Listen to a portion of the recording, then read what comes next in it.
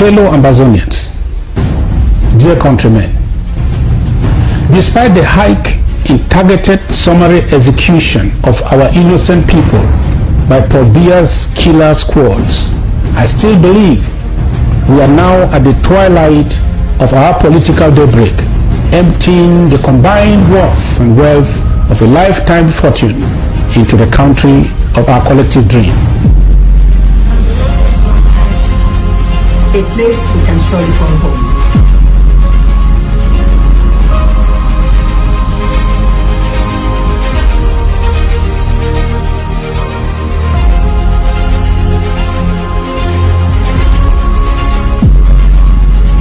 At last, my people, the wind of total liberation is sweeping through Amazonia, our priceless inheritance. The land of our forebears. A place we can surely call home. A few years ago, a vicious dictator declared war on our sovereign nation of Amazonia. It is a war we did not seek nor provoke, but are determined to muster every strength we can harness and continue sending the message to our enemy that we have risen to call home. We have paid dues for everything. We pay tax for goods we buy. We pay fuel in our cars. We pay hospital bills and the dues for all other sacrifices. I can give all I have for the one hope that I have. Because I hate myself and I should proudly Amazonian. Let's get it straight. The freedom of Amazonia will not depend on the free will of our enemies. Independence will be but days away if we get it right with our CID. My dear comrades, I am appealing to every Ambazonian to register with the CID program. We have no control over our distorted history, but with our CID, we can set the pace and determine the future of Amazonia. Yes, the hope for the future is in our hands. As an Amazonian, my identity is conclusive. My right is guaranteed.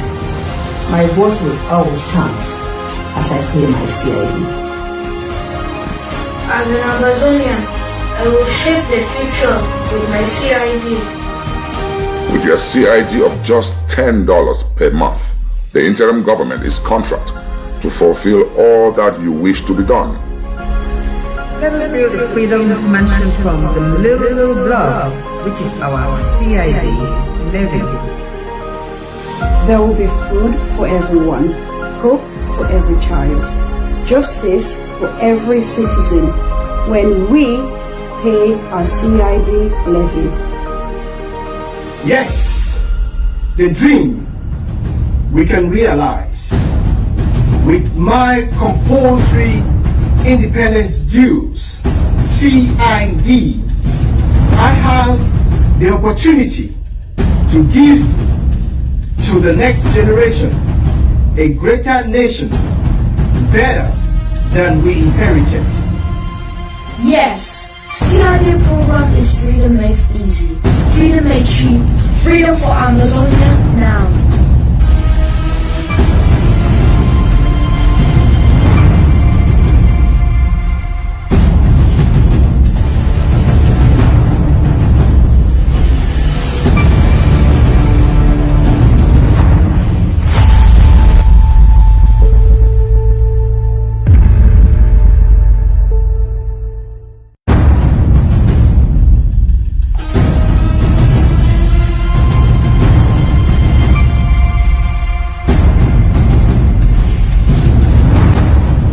Fellow Ambazonians, dear countrymen, despite the hike in targeted summary execution of our innocent people by Paul Biya's killer squads, I still believe we are now at the twilight of our political daybreak, emptying the combined worth and wealth of a lifetime fortune into the country of our collective dream. A place we can surely call home.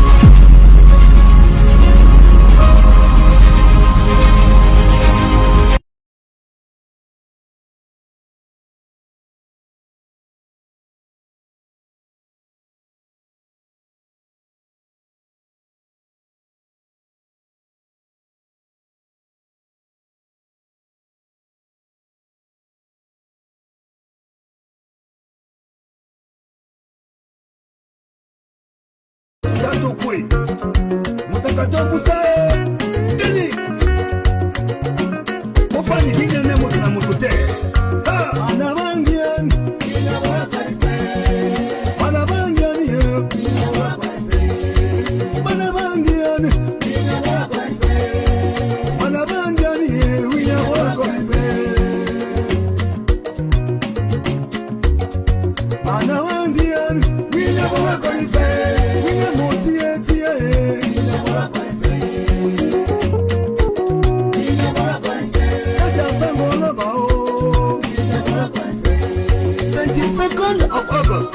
another historic date on young people Janjangi. All your friends, tell and invite them. Tata Eji Kamara Yaka, Tata Wasu Eron Yaka, Iodinia Mama Oyaka, Tata Hofre Papa Oyaka, Anabandiani, Umatawa Noveri, Nukate Omuse.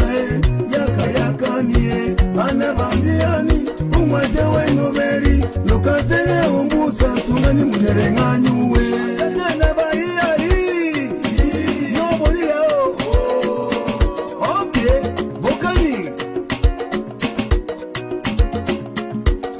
werena woko usabuwe kanziko moko na ngoko musakati romba yo mate ya uru nane kote wa uru yana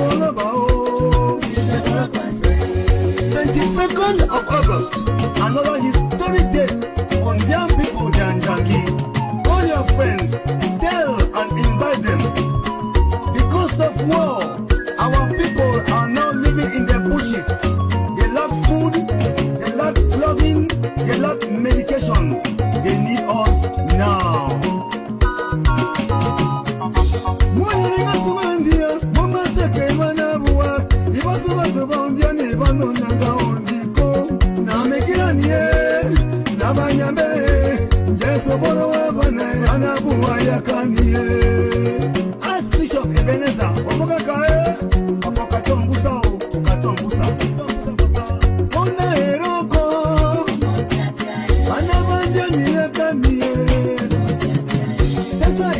kamara yaka tata wasu eron yaka o iyo dinya mama o yaka tata hofre papa o yaka anabandiani umwate wenoberi nukate omuse yaka yaka nie anabandiani umwate wenoberi nukate ombusa sungani munerenganyuwe na bahia hii nobody leo okay bokani werena woko usabuweka ndiko moko na ngoko musakati romba yo mate ya uru nane kote wa uru yana kae iya claris yaka o kata kole yaka kata sango loba yaka o kata jonas yaka ate insino iya marianta kata fred nana kwa o kata balbin shop kata musongo kata thomas nana kwa o mutona motokae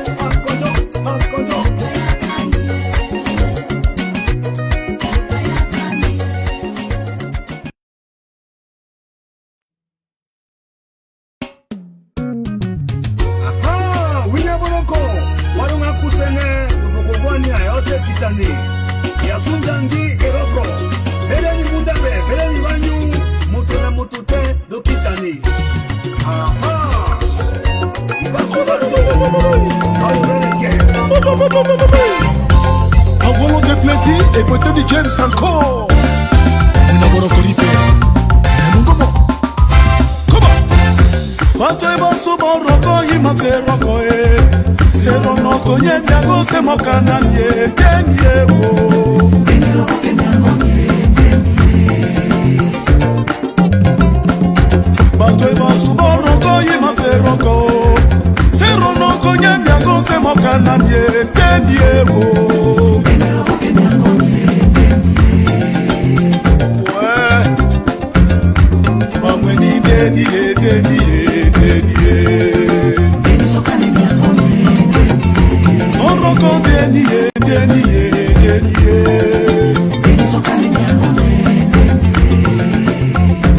Mande mango masi wadi tete one wo paradis Oroko moto na moko Abene mbonge bakudubi mabatanga Ekombe marondo bananga marondo baliko bakoko Korona barombi ise moto moko Miango marofoni Embo marueri Yokori yomara kake Nabane bawi sangele Na koro Moto asuna kafenda Ise masusu moto na moko Mbale Matane konerie Nanjumae Yeah Ewa wako nangamo Tomate boye Onyona bema beni Mabe mora tetete Seba koroko Dosa koroko Domwene ise mene Domwene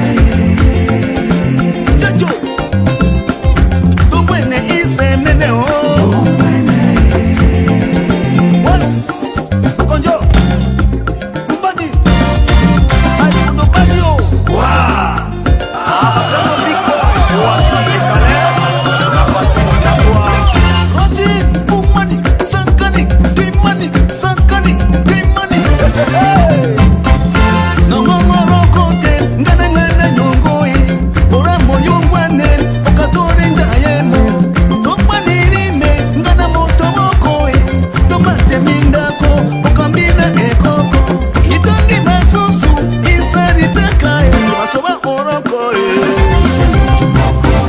Akoba orokoi Akoba orokoi Nokakunde ndabae Nokakunde ndabao Mameni ise na ise wo Oroko ise na ise Ise na ise wo Mameni ise na ise Ise na ise Ise na ise wo Ise na ise wo Ise na ise Ise na ise wo Ah, sema susu moto na moko Otaka sumependa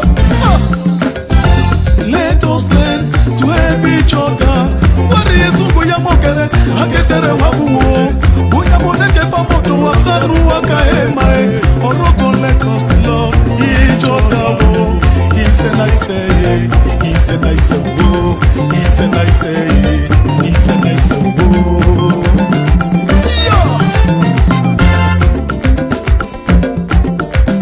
Bato basusu bayake basake mosaki mwasu mende comme ça. Comme ça, comme ça, comme ça, comme ça. That's right. Ima bato basusu bayake basake mosaki mwasu mende comme ça. Comme ça, comme ça. Ima comme ça, comme ça, comme ça.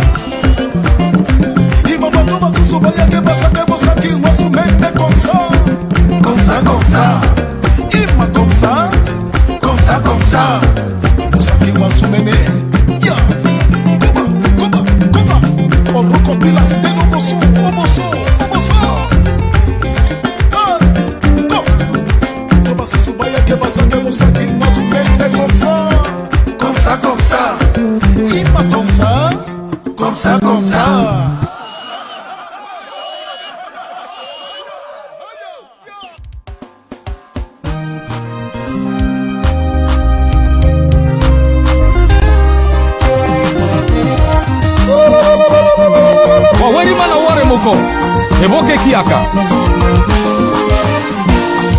Eke bawali bakayo Bawali basuye Basejo botekelaku Babana bateni yombusa Bawali bakayo Bawali basuye Basejo botekelaku Babana bateni yombusa Tata Edimo Andrew Michigan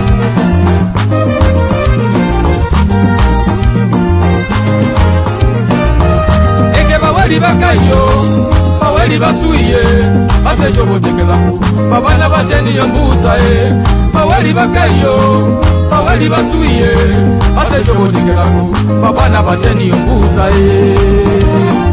Tata Nzingi Waters Madiba Malunge Maryland Yako wale moria weni mboka papa Yako wale moria weni mboka Yako wale moria weni mboka Yako wale moria weni mboka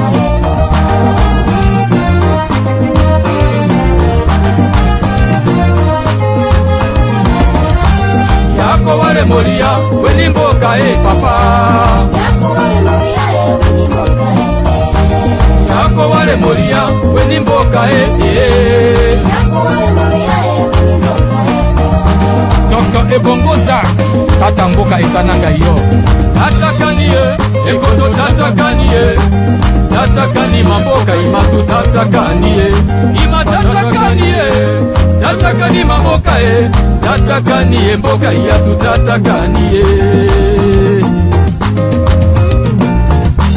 Tatakaniye, ekondo tatakaniye Tatakani mamboka imasu tatakaniye Ima tatakaniye Tatakani mamboka Tatakaniye mboka yasu tatakaniye Chief, banambare etu ake banando Sindelo saringi joda Papasto elangwe eswe Mama kanete tetetero seneke paku Tato base, yako wale muria weni mboka Yako wale moria weni mboka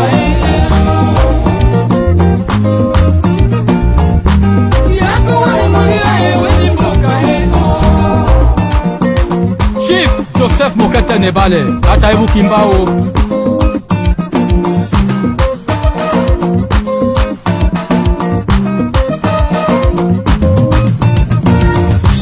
Banana base yoy Wabiani babu batibaki Yana base yoy Wabarana ibabu batibaki Bana base yoy Wabasangwe batibaki Eke bana base yoy Wabanyangwe batibaki Ekondo beyambae Ima ekondo beyambao Ekondo beyambae Nebele ekondo beyambae Ekondo beyambae Nebele ekondo beyambao Tata opase Ebeneza eswe Minnesota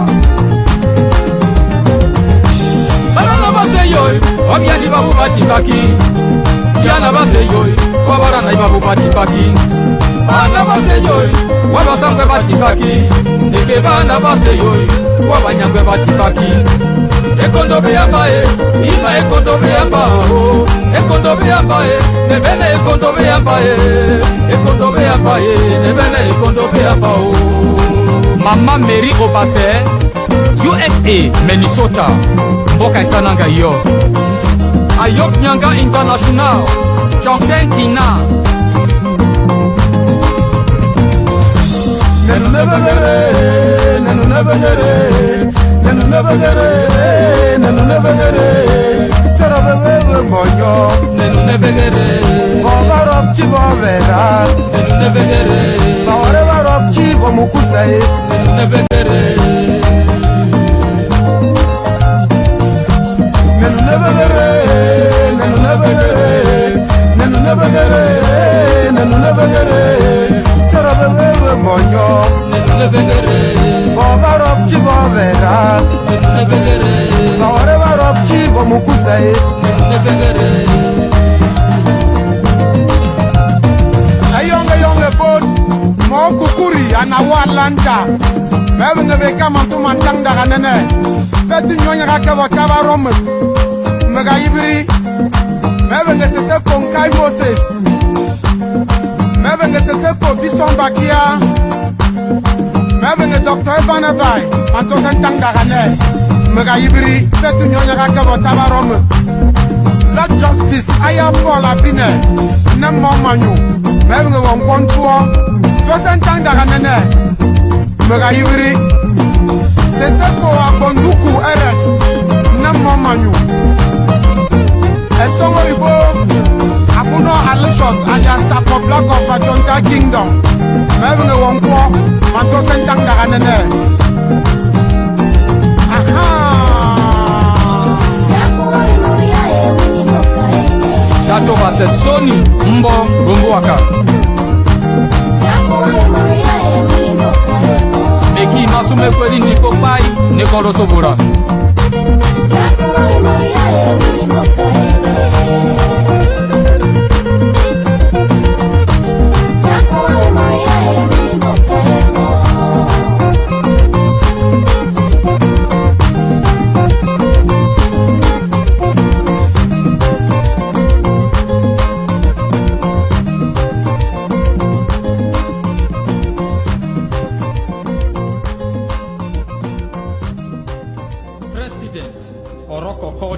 Association.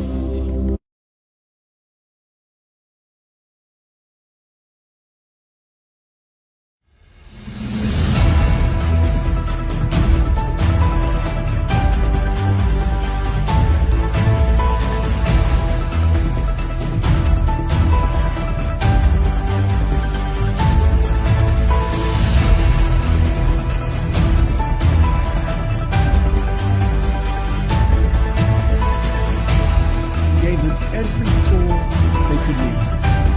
We paid their salaries, provided for the maintenance of their airfield.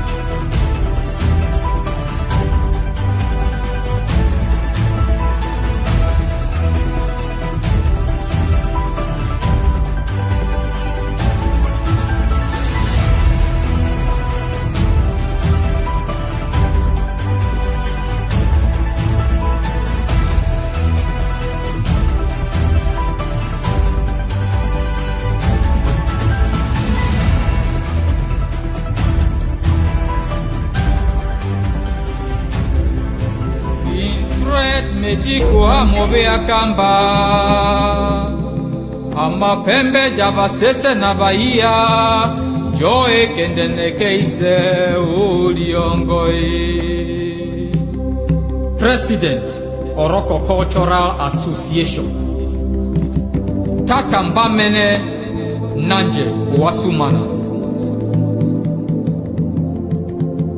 Batuba Oroko Pembe ikendene keise uriongo. Hey, nani Hilary?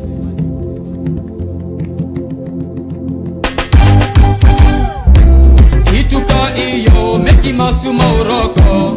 Ituka iyo meki masuma uroko. Maroki damasenje ya medo warosalwi. Besukulu resibe nina imaroke niye. Iya Winifred mende nanje. Ituka iyo meki masuma uroko. Ituka iyo meki masuma uroko. Maroki damasenje ya medo wanirosalwi. Besukulu resibe nina imaroke niye. Nina besukulu beloko bomboka iyasu. Baleri base, die ya meto ise. Etenika jabakara, omaumi yango mesa kanwa baka. Ongo ituka ya warusumamani omaboku batu batata na baka. Gimano basel, oroko baroko uruta. Gimano basel, oroko baroko uruta. Tokwani, banaba uroko Tokwani, batoba uroko Namwenyoe Gimano basel, oroko baroko uruta. Gimano basel, oroko baroko uruta. Tokwani, banaba uroko Tokwani, batoba uroko Iya nango da market Tisoranga joakori Mama kopa eko salija oroko South Korea Kevele mwa kobijia Honorable Osli Joshua Nabangi Kada Merebele Oroko baroko South Korea Babeli o Germany Baroko o Canada Menye masuwe Omongoe Oroko baroko UK Babeli o Belgium Baroko o Sweden Menye masuwe Omongoe Oroko South Africa Denmark Finland Japan, Britain, da Thailand. Topanie, Gomero Koko. Nina rasa sakelo luvima toto e. Nina rasa sakelo luvina soja e. Bebe jabali ya ruyani ya kende mekeise. Bebe jabase se ruyani ya kende mekeise. Sango elangwe Peter Nanje Nariomu Motwa mulema musangi. Nina rasa sakelo luvina babenda. Nina rasa sakelo luviva lelie. Bebe jabali ya ruyani ya kende mekeise. Bebe jabase se ruyani ya kende mekeise. Omboka ya oroko Mahutu masalu ibaleli bangoromenti. Etoni kanya makalanya le kwa nangweli ese. Marogi na wekongo bali sumambia ese. Berongi sane bali kwa nangweli ise. Na ituka ingi yosusu. Nekoba oroko bako boriali topia mapikise. Ongo pembeja papa na mama. Agidaja opase. Ai menyo imasue ai menyo imasue ngomo na poleke kumbaka ai kengae ngomo na poleke kumbaka ai kengae musikinga poleke konoko ai kengae musikinga poleke konoko ai kengae Mesakinga poleke sakaka ai kengae mesakinga poleke sakaka ai kengae Gweli no poleke ikwaka ai kengae gweli no poleke ikwaka ai kengae Koli no poleke tundaka ai kengae koli no poleke tundaka ai kengae Eyaganga poleke liaka ai kengae eyaganga poleke liaka ai kengae Nina ekotani jaba oroko eloko wa Amerika na omboka yosufu ya bakara nero bo edinye oko pembe jaba papa na mama anginya da obase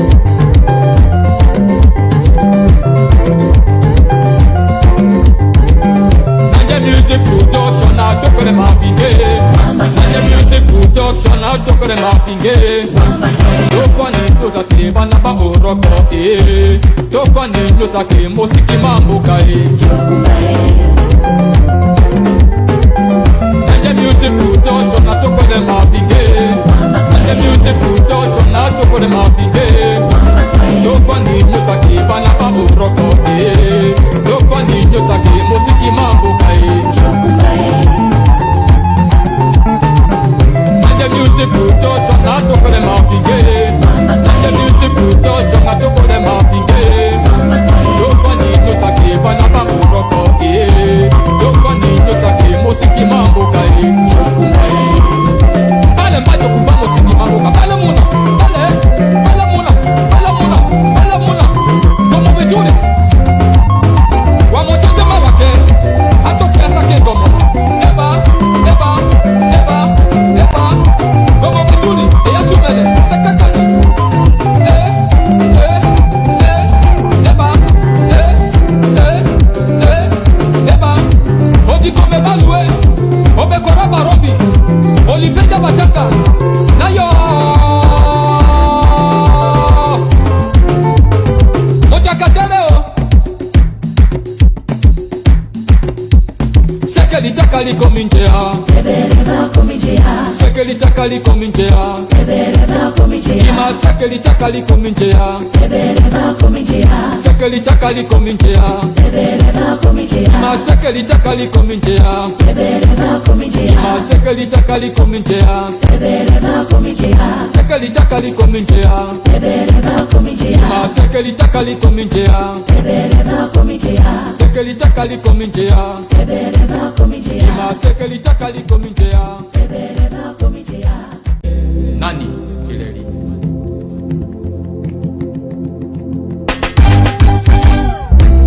Ituka iyo meki masu mauroko Ituka iyo meki masu mauroko Maroki damasenje ya mejo waro salvi Esukuru resibe nina imaroke niye Iya Winifred Mende Nanje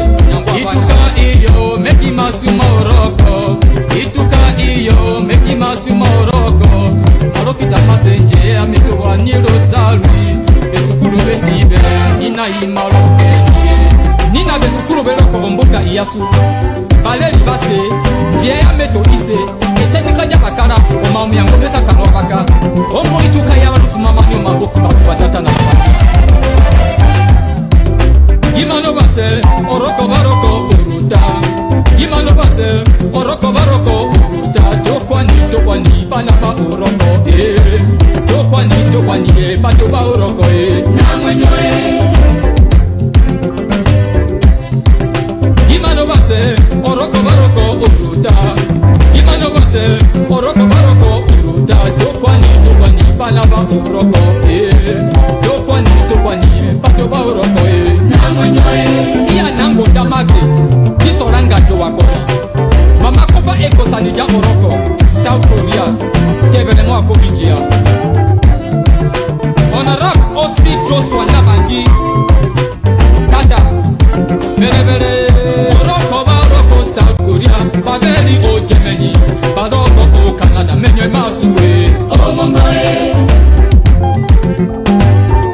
Oroko baroko UK Babeli o Belgium Baroko o Sweden Menyo masuwe O mongoe Oroko South Africa Denmark Finland Japan Britain da Thailand Tokwanie Gomerokoko Nina rasa sakelo lugi ba dotoe Nina rasa sakelo lugi na soja Bebeja bari ya ruyani ekende nekeise Bebeja basese ruyani ekende nekeise Sango elangwe Peter Nanje Naliomu Motwa mulima Mosangi Nina rasa sakelo lugi na babenda Nina rasa sakelo lugi ba relie Bebeja bari ya ruyani ekende nekeise Bebeja basese ruyani ekende nekeise Omboka ya oroko Bautu basawi baleli bangoronenti Etoni kanya bakala jale kwa nangweli ese Marongi na bebongo bali sumabia ese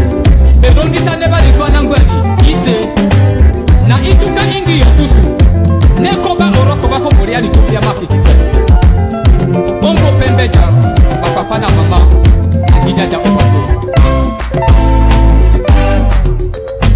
Ai Menyo imasue Ai Menyo imasue Ngomo na kuleke kumbaka Iya ikenga Ngomo na kuleke kumbaka Iya ikenga Musikinga kuleke konoko Iya ikenga Musikinga kuleke konoko Iya ikenga Mesakinga kuleke sakaka Iya ikenga Mesakinga kuleke sakaka Iya ikenga Gweli no kuleke ikwaka Iya ikenga Gweli no kuleke ikwaka Iya ikenga Kori no kuleke tundaka Iya ikenga Kori no kuleke tundaka Iya ikenga Eyaganga kuleke liyaka Iya ikenga Eyaganga kuleke liyaka Iya ikenga Nina ekotani jaba oroko Eloko wa Amerika Na omboka yosusu ya bakara Nerobo hili nye Ongo pende jaba kapana mama Nanginya ya obase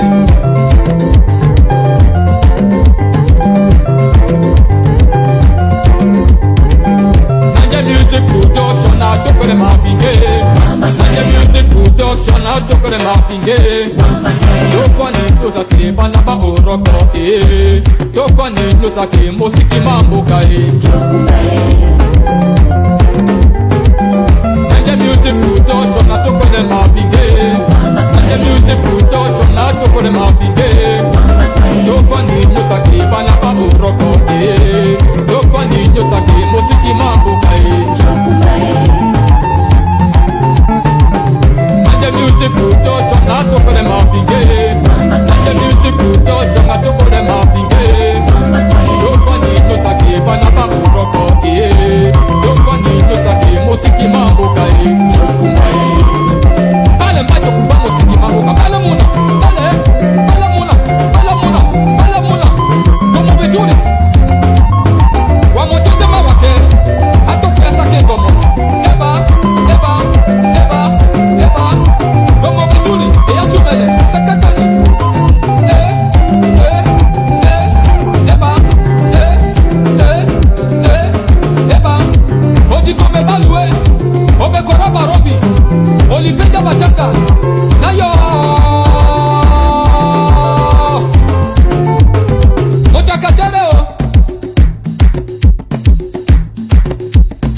Sekelitaka likomintea Sekelitaka likomintea Ima sekelitaka likomintea Sekelitaka likomintea Ima sekelitaka likomintea Ima sekelitaka likomintea Sekelitaka likomintea Ima sekelitaka likomintea Sekelitaka likomintea Ima sekelitaka likomintea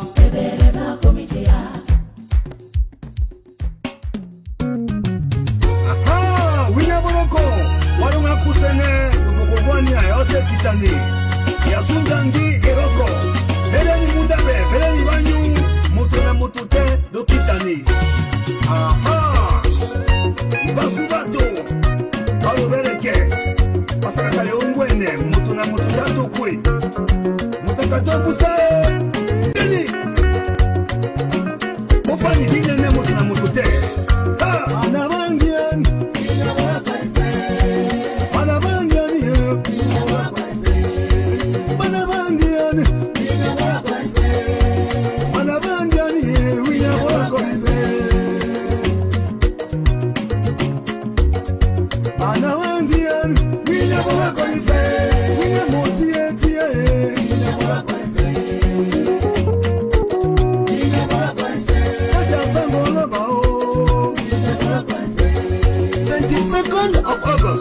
Another historic date from young people Janjangi.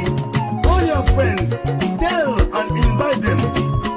Because of war, our people are now living in the bushes. They lack food, they lack clothing, they lack medication. They need us now.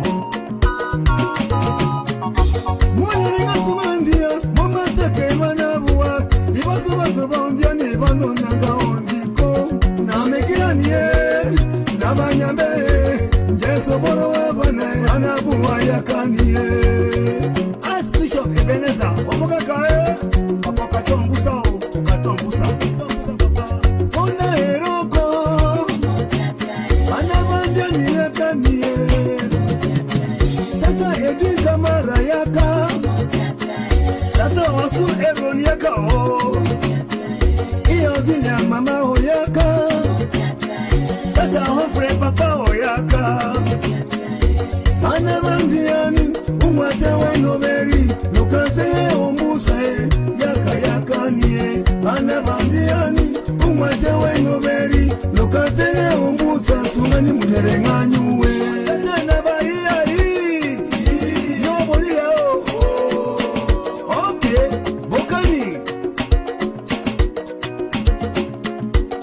werena woko busabu wakanziko moko na ngoko musakati romba yo mate ya uru nane kote wa uru yana kae iya klaris yaka o kata kole yaka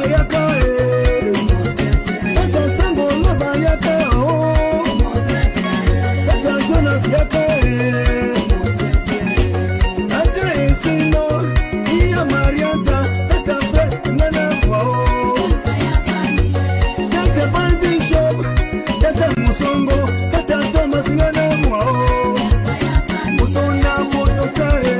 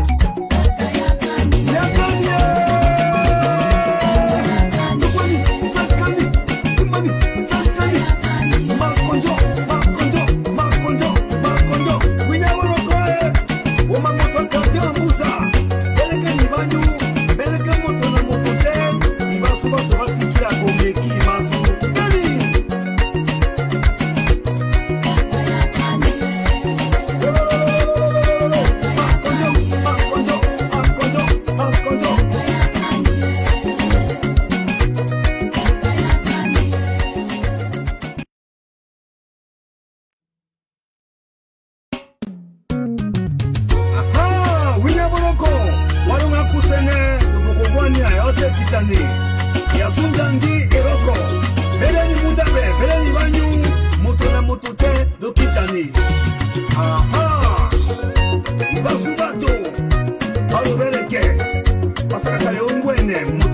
mutatu kwe mutakatombusae teni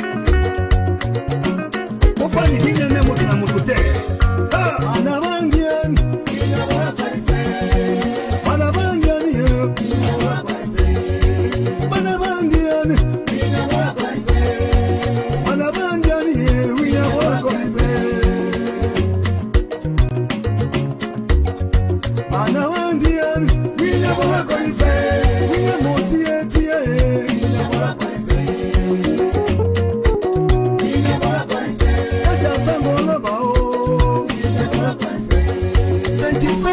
another historic date on young people Janjangi.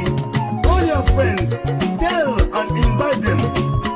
Because of war, our people are now living in the bushes. They lack food, they lack clothing, they lack medication. They need us now.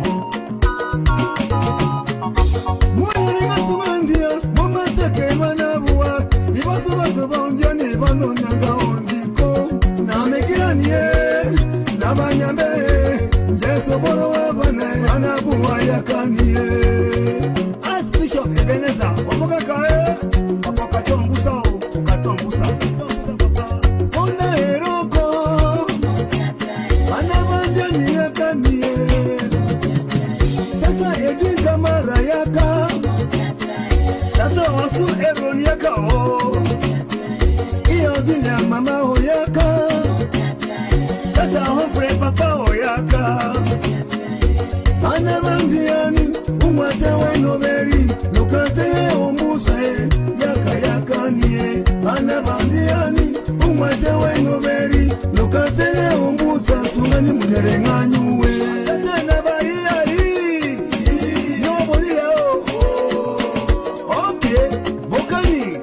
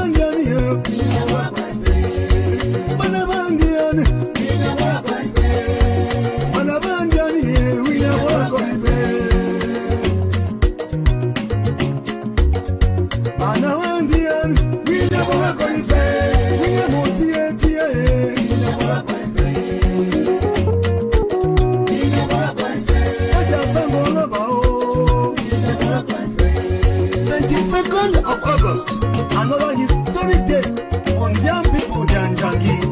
All your friends, tell and invite them. Because of war,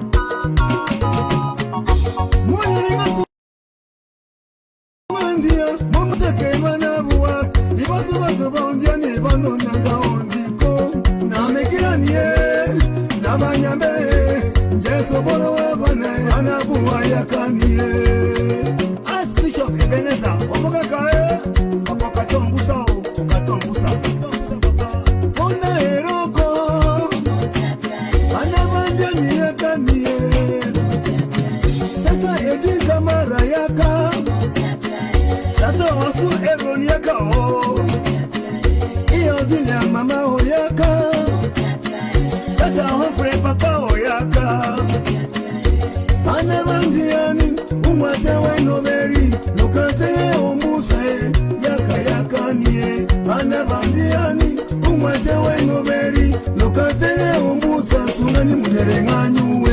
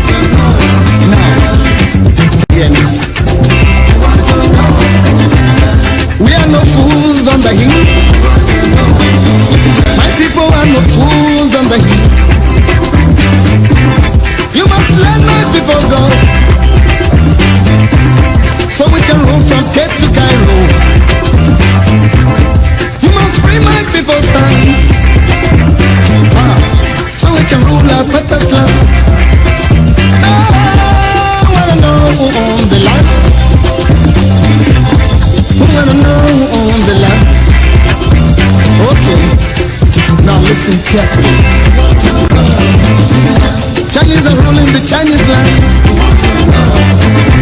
Japan is ruled by Japanese. England is governed by Englishmen. America is governed by Americans. So, Africa must be ruled by Africans. I wanna know the land. We must rule from Cape to Cairo. Hello, ladies and gentlemen. Welcome to ABC Amber Television, live coming to you from the great state of Texas. And of course, I am your anchorman, Chris Ano. It's always a privilege to come to you with updates on the Ambazonia struggle for self-actualization. And today, I'm going to do just that. I'd like to welcome all of you who are joining, particularly from Ground Zero. And of course, all of you refugees in Nigeria, talking about Ground One.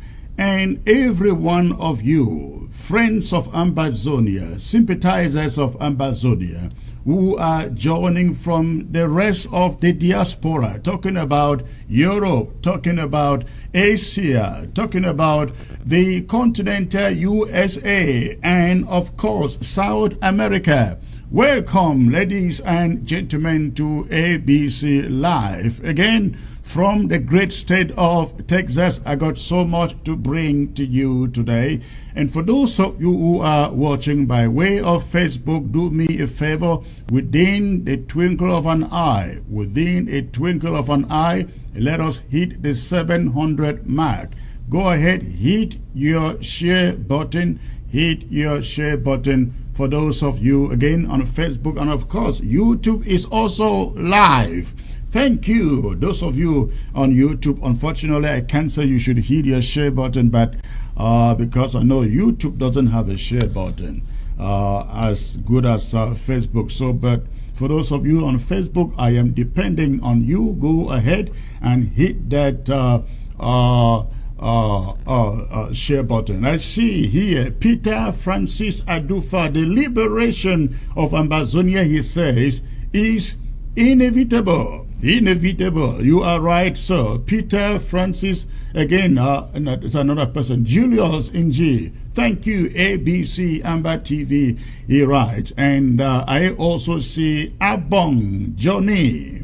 We welcome you to Secretary Chris. You are a powerful voice in Ambazonia. We love your courage, sir. Thank you, Johnny. God bless you. I see Ngaribu Love. Please share. He or she says. I don't know whether it's a she or a he. So please, ladies and gentlemen, for those who do not know, I am alive. Many people do not know I am alive. I am live because I didn't advertise it. So go ahead and send share button, hit the share button, and send it over to them. Okay. So again, I have so much to bring to you today. Today we're going to be talking about the situation in Bali with the announcement yesterday by the colonial military in Bamenda about some roadblock clearance. We're going to talk about that. It's very, very important in this broadcast. And we're also going to be talking about the meeting, the Senate meeting at UB Senate meeting that is coming up tomorrow, Friday. And Boya, of course, going to be talking about that. We'll be talking about an attack in Bafut today launched by French Cameroon soldiers that has destabilized a camp. We understand that camp belonged to some kidnappers in a little community called Infonya inside Bafut.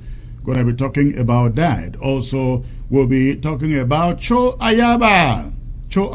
He always has to be in the news, right? Either for good reasons or for bad reasons. But this time, Cho Ayaba says he is granting resettlement to Ambazonian refugees. We're going to talk about that. So many other things to talk about. But ladies and gentlemen, most important of all is talking about Field Marshal Ten Kobo of India. Now, you are aware, if you can see the crawler on the bottom of your screen, all routes for Ambazonia this weekend, precisely on Sunday, they lead to Indian County Drive. Going to be talking about that, and I will be joined by the chairman and a team and others from Indian County. But again, I got some very, very, very hectic things to discuss here. And of course, Paul Biya is not dead, but Mr. John Fruit should know that by now. Bia is not dead. But again, it's not a subject of discussion here. But this is important. I say this because I see many people out there saying, what has Paul Bia, whether he's dead or alive, got to do with us? He got so much. His being dead or alive got so much to do with what we are trying to do. We are fighting for in Ambazonia. So, hey, do not say, why do you even talk about him? Please, let's not be naive. He has so much. We are here today. We are fighting a war that he solely declared on us. And you say that we shouldn't talk about him? No, we have to talk about him. If talking about him will make him to die, let it be. So, please go ahead now. Hit your share button. Tio Asabo. I'm here live. Wonderful. Suzanne Lynch. I see you, ma'am, watching. I see also Alambi Muma. Let me see those who are joining and give some of you heads up. It's been a while that I didn't do this. Let's see who is joining. Go ahead, ladies and gentlemen. Quickly hit your share button before I come to you with the presentation. Before I come to you with the presentation, we need to rally up the troops here on Facebook. So if you are just joining, go ahead, hit your share button. Hit your share button. But in the meantime, let me send out some salutations to those of you who are joining the broadcast. All right. Okay, I see the numbers are jumping right now, over 300. Please hit that share button so I can come to you with this presentation, ladies and gentlemen. Ernestino Jr., watching from Bowie County, Ground Zero, precisely. Wonderful. Thank you, sir. Grace Azanu, hello, Sector Chris. Great to be with you today. Wonderful. Thank you, Grace. Ofon Uze, the anchor man. The struggle continues ahead. Absolutely. Thank you, ma'am. I also see Ambazonia Southern Cameroons is watching. Wonderful. Wise Land. Great to see you. Thank you, sir. Indian Kam Anumbong. All right. Hi, bro. Chris, you're right. Please hit your share button. Hit your share button. If you are joining, go ahead, hit your share button. Let us quickly, in the next 3 minutes, make it 700 people right here on Facebook. Okay? we got very, very interesting subjects to discuss here, updates to bring to you. So go ahead and hit your share button. Sammy Brown, I see you. Wenji Ndokong, thanks for joining. Chang NS Lovi, good evening, sir. How are you doing? Excellent, sir. Thank you. Peter Francis, I'm proud to be an Ambazonian. Many people out there, especially on Ground Zero, are really proud to be Ambazonians, of course, including myself too. Peter Francis, okay, I've mentioned that. Okay, I've seen all of this. Destiny, new country, watching, she says, from Dallas, Texas. Okay. Valex FC, I see you. I also see Tayi Zebulon. Good evening, Pa Chris. All right, thank you, sir. John Akong. Hello, Secretary Chris. Greetings to you, sir. Watching from Victoria. Thank you for getting the name right, sir. God bless. Thompson Titang, watching from USA. Ping An. I say, I'm watching, Secretary Chris. Thank you. Nkome. Sonne Emmanuel. Hi, our able Secretary Chris, watching from Ground Zero. Wonderful. I see also Franco Bulu Kaba. I say, Afghan Blackleg. Running. Okay, yeah, you're right. In that plane, right? Very soon the blacklists in La Republique, they wouldn't even find a plane to run. They will run with motorbikes and okadas. Okay, Ernestino Jr., to you, last man standing. Oh, water, now water, he says. Ochiba Achundo, in 2005, Bia said he will die in 2022. Okay, let's hope that he has until next year to die. Okay, Mombasa, B. Avero. Greetings to you, sir. It's Mombasa from K-Town. Thank you, Mombasa. God bless you, sir. Into Francis, I'm watching from UAE, United Arab Emirates, sir. He says, wonderful. Thank you, sir. NTB. We love you, the anchor man. We must be free. We definitely will be so by God's grace. Okay, Hyson Kimby, good evening, our best communicator, watching from Cambridge, United Kingdom. Thank you, sir. Ladies and gentlemen, please, I am looking up to you to go ahead and populate these social media platforms so that I can bring you this presentation. I can bring you this presentation. So please, go ahead, hit that share button, ladies and gentlemen. Go ahead, hit that share button. And why you do that? Mike in Congo says, hi, our erudite communications secretary watching from DMV. That is DMV, I think that is Maryland. Math Atugong, always good to listen to you. Secretary Chris, thank you, sir. Ayabi Peter Osonti Esaba, I'm blessed to be live on board today. Wise man Chris, live from Dubai. Wonderful. Amber Jonathan, greetings, Secretary Chris. This is Labistinaro, yeah, Minnesota. Okay. Into Francis, we really love you, sir. Keep up. Thank you, sir. Iroko, keep up the spirit, Secretary Chris. Ambazonia must be free. Wow, so much here. I just can't read everybody, unfortunately. I can read everybody, but sometimes it is good to know what you guys are thinking out there. I appreciate your compliments, and let's hope that this keeps the wheels running. Keep the wheels running till we get to Boya. As somebody has said, we really don't have any other choice. But to keep the wheels of the struggle running till we get to Boya.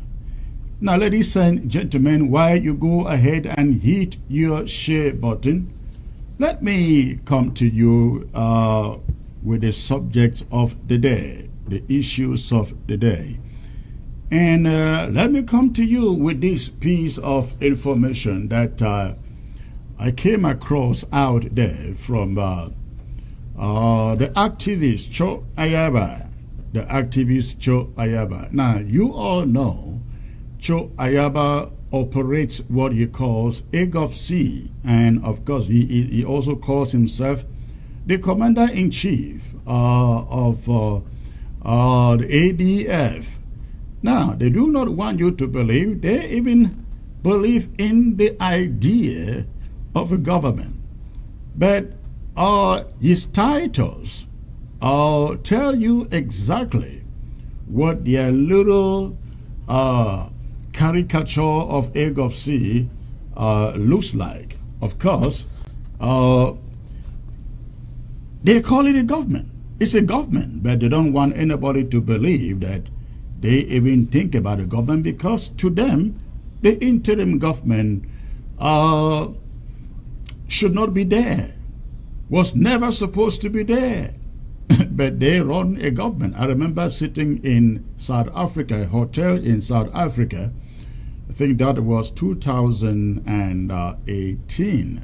It was 2018, I believe, sitting in a hotel room in South Africa talking to Sisiko and telling Sisiko to please get Ayaba into the interim government.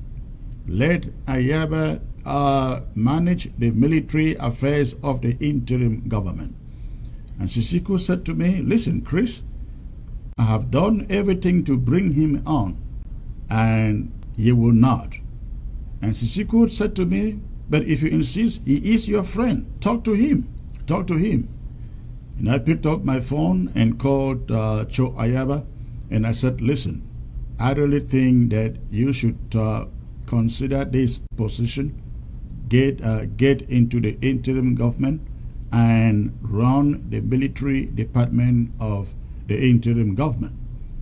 The response that I got from Cho Ayaba in that conversation was, I am not going to be part of that thing. And let me assure you, if Sisiko should dare create a government, I give you within 24 hours, we are going to form our own government. And they went ahead and formed a GovC. But they don't want you to believe they have a government. They call him the commander-in-chief. Commander, you don't have a government, you're a commander-in-chief. Over what? So, ladies and gentlemen, but I'm saying this to go to a piece of narrative that I saw out there from Cho Ayaba. Now, this is what Cho Ayaba, ladies and gentlemen, this is what Cho Ayaba puts out there. This is it.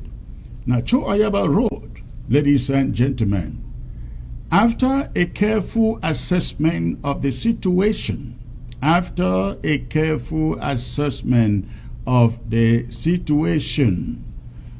by policy experts in the Ambazonia Governing Council and following consultations with various foreign governments and credible non-governmental organizations, the Ambazonia Governing Council shall henceforth implement an Ambazonia Refugees Resettlement Program in accordance with international law and the laws and policies of each receiving country.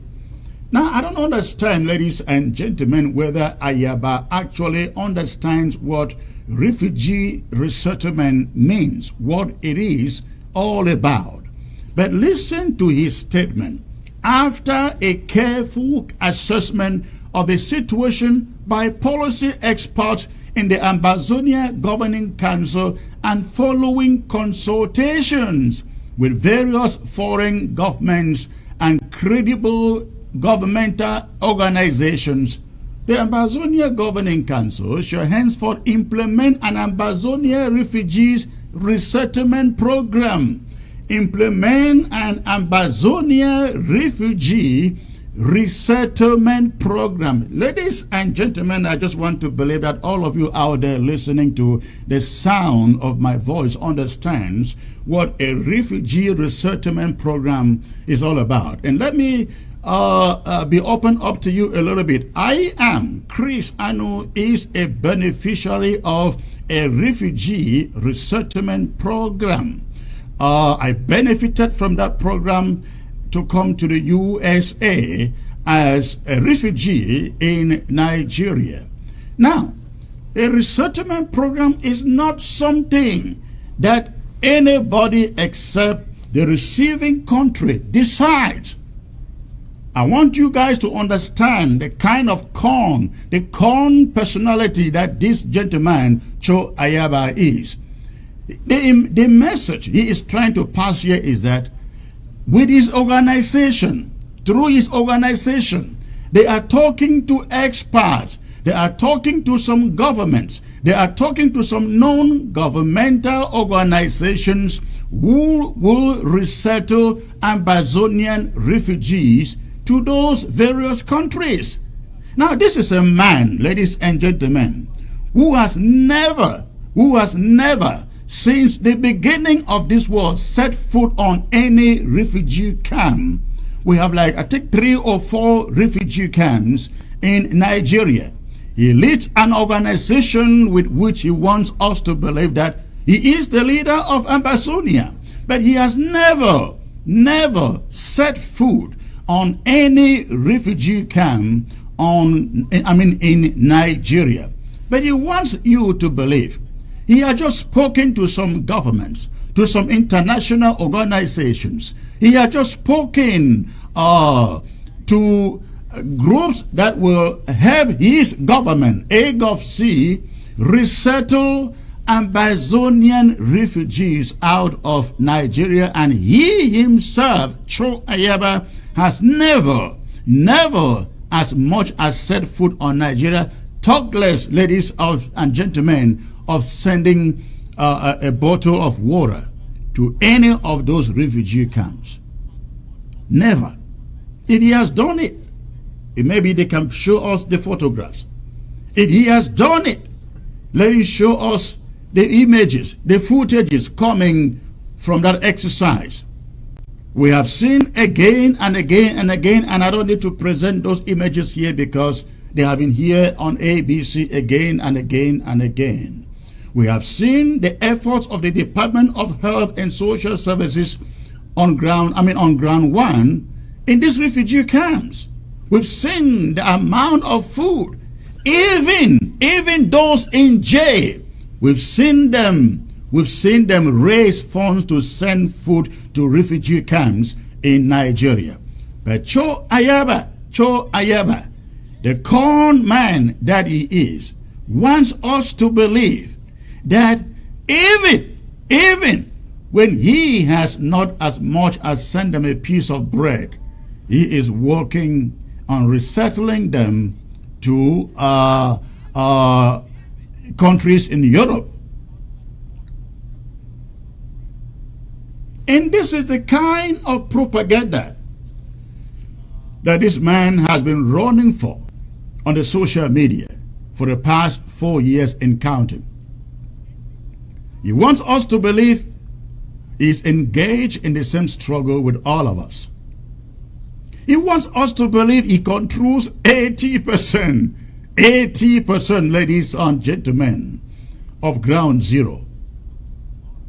But ask him when they conquered the 80% that they control. He won't tell you. Now, which is the remaining 20%? He won't tell you. So, ladies and gentlemen, I am speaking to our refugees in Nigeria. Do not take the words of this man for anything. They are empty. They are propaganda, good for nothing. I would take him seriously the moment he starts by bringing food to the refugee camp, bringing food or sending food to the refugee camps. Resettlement is not done the way Cho Ayaba wants you to believe. For resettlement to take place, a country must indicate interest. A country must indicate interest. And let me also tell you, a country does not resettle war victims. Listen to me carefully. No country resettle war victims except in special cases like you're looking at Afghanistan, where some Afghans were working for the U.S. government and the U.S. is compelled to rescue them. But when you have a situation where refugees are living in camps, no country resettles war refugees. The kind of refugees that countries in Europe and the USA would love to resettle, they are politically persecuted refugees. People who cannot go back to their country because of maybe some one political problem or the other. Not those running from war. It doesn't happen. So Ayaba probably thinks that we're too dull to understand how the system operates. So please do not be fooled by what Cho Ayaba is putting out there. Again, as usual, he is doing what he knows how to do best. After careful assessment of the situation, which situation? By policy experts. What policy experts? In the Ambazonia Governing Council and following consultation with various foreign governments. Ayaba has no foreign government, ladies and gentlemen. None. If he has one that he's talking to, let him tell us or show us. It's an incredible non-governmental organization, the Ambazonian Governing Council shall henceforth. That means going forward, implement an Ambazonian refugee resettlement program. Ladies and gentlemen, mark that. Mark that. And mark this date. Going forward, they will be implementing an Ambazonian refugee resettlement program. Mark it and watch out. I want to come back this time next year to count how many refugees Cho Ayaba has resettled out of ground one. Okay, having said that, let's go to something else, ladies and gentlemen. A lot again is going on out there. I just wanted us to know who exactly this guy Ayaba is. He says everything that is good for the mouth, but forget about anything that is worth implementing. He doesn't do that. Now let's get to Bafut. Something happened in Bafut today. This is what we are learning. We are learning that La Republique Army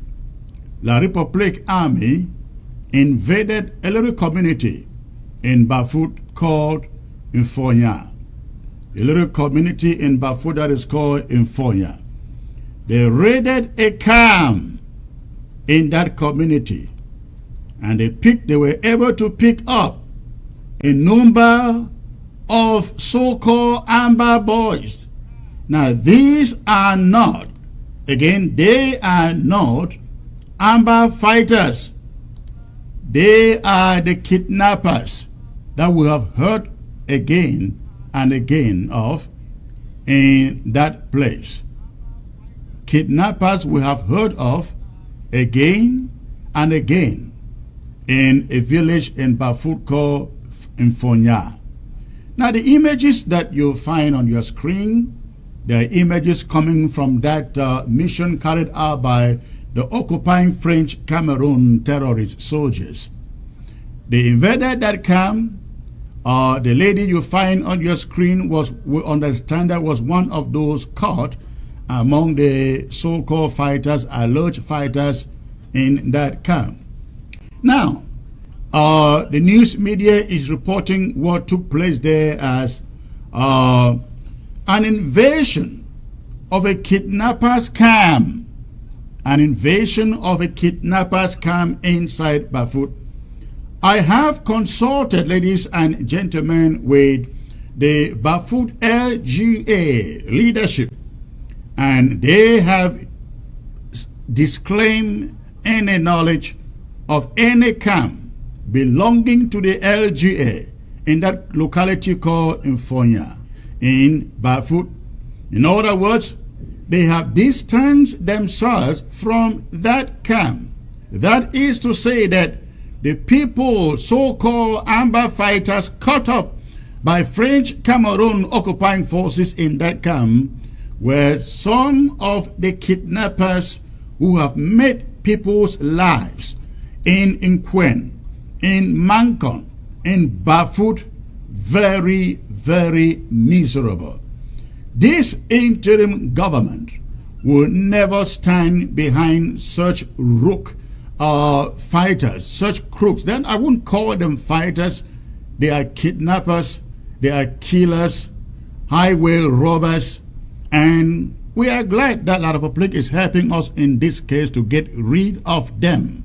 Yes, we are really, really glad. We thank French Cameroon forces for helping us to get rid of that camp in Bafut that has made the lives of Ambazonians in Nkwen, in Mankon, in Bafut, in Tarekon, all this area very, very miserable. If you are out there and through Ambazonian restoration forces are busy putting their lives on the front lines to save Ambazonia, but your mission is there to go out at night and pick up people, take millions from them, kill some of them, we will never stand with you or support you. We don't care how many battles you have fought. We will never stand behind you to support you. And so I will say here, we are excited. We are very, very excited that that camp in Infonia in Bafut has been gotten rid of. We hope that those who remain and who continue to kidnap people, steal people's cars, steal their farms and their cows, we hope that they are picked up also. All right. Ladies and gentlemen, let me move to another subject which I consider very, very important right now. The other day, that was on Tuesday, I came to you about the meeting which is taking place in the University of Boya. That meeting is coming up tomorrow, being Friday. UB Senate, the University of Boya Senate, will be meeting to discuss on the fate of this petition from elites of Akonolinga to have a UB Annex, University of Boya Annex, in their community. The Vice Chancellor of the University of Boya issued a statement early in the week inviting members of UB Senate to assemble tomorrow, Friday, to discuss, deliberate on this appeal from Akonolinga. This is what we know. This is what we know, and the advice we will give to each and every member of the UB Senate that will be in that meeting tomorrow. I stated here 2 days ago that nothing moves to La Republique du Cameroon from Ambazonia or Southern Cameroons and comes back intact. It has never happened. Everything that moved over there came back dead. Nanga Company came back dead, came back in the coffin. Neighbor Automobile came back in the coffin. What about the West Cameroon Bank? Never came back. What about the National Produce Marketing Board? It never came back once they took it to La Republique du Cameroon. I can name these things, you all know about them. Let me tell you why I really think they are taking the University of Boya to Akonolinga, to, so-called Annex, ladies and gentlemen. This is what is happening. La Republique du Cameroon, as we have said again and again and again, is not ready to give up on this war. Now again, listen to the sound of my voice. La Republique du Cameroon isn't ready. If you are being fooled, if you are being told, oh, soon they will pull out, they'll call a ceasefire, I don't see it happening. But what I will say to every one of you out there, especially on ground zero, is that make up your mind, ladies and gentlemen. Make up your mind and know that there is no turning back. We cannot look back. After having gone this far, decimating them the way we continue to do, we cannot look back. Let us make up our minds. Let us make up our minds knowing that if it means 10 more years, if it means 15 more years, if it means 20 years like in Eritrea, let us be resolved to get there, Ladies and gentlemen, they are taking the University of Boya to Akonolinga because they know a moment may come in the course of this war that the University of Boya may be shut down and shut down completely. And you know what they want to do? They are being smart, playing the smart game. They want to get a chunk of it to their community, to their city, so that when Boya is shut down, their students would have been withdrawn from Boya and just continue their schooling in Akonolinga. That is the secret. That is the secret. They are not ready to end the war, but they see the universities and maybe other educational institutions shutting down in the course of this war. But that will mean nothing to them for as long as their children just continue schooling and schooling in the University of Boya in Akonolinga. They don't care that the schools are shut down in Boya or anywhere in Bamenda. For as long as they have schools going on in their part of the country and the same professors in Boya teaching over there, they don't care. That is what lies ahead. And that is what this plan of a so-called University of Boya Annex Akonolinga is all about. Let us shine our eyes, especially those of you out there in that University of Boya, so-called Senate members. As you get into that meeting, we are monitoring every word that comes out of your mouth. Those of you who will vote to allow our university to be moved to Akonolinga, you will pay for it. You will pay for it. University of Boya was fought and paid for with the blood of our own children and some of our parents. You cannot, after maybe 20 years or so, yes, send it over to Yaoundé and you think it will come back intact. And by the way, the Commonwealth forms an integral part of the funding that comes to the University of Boya. Very soon, the funding from the Commonwealth will be going to Akonolinga. Ladies and gentlemen, let us open our eyes. The funding coming from the Commonwealth, after all, they will tell you, is Cameroon. Cameroon is a member of the Commonwealth, you see. That's what they will tell you. So please, again, let us open our eyes about this University of Boya thing. It is a takeover of Boya, the University of Boya. Again, let me make this appeal to every member of the Senate. I spoke to one of the lecturers in Boya who told me we wanted to know the names of those Senate members. We wanted to know the names of those Senate members, and we were told that it's a long list. It's a long list of over 100 people. But ladies and gentlemen, don't be worried. Images will come out from that Senate meeting. Images will come out from that Senate meeting. And if they should vote to approve a University of Boya Annex in Akonolinga, we will know who exactly voted, because we will know who exactly was inside. Any positive result for an annex in Akonolinga, and you are inside that building, in that meeting, don't tell us you didn't vote for it. If a positive vote should come out, we will get all of you. All right. Ladies and gentlemen, let me move now to a very important subject of the day, talking about the ban in Bali. Yesterday, we got news coming from the Cameroon's military in the northern zone, to the effect that they have cleared all the roadblocks that hindered movement between Bamenda, Bali, and Batibo to Banfe.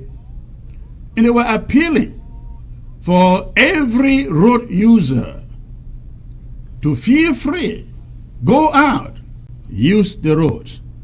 The roads are open, they said.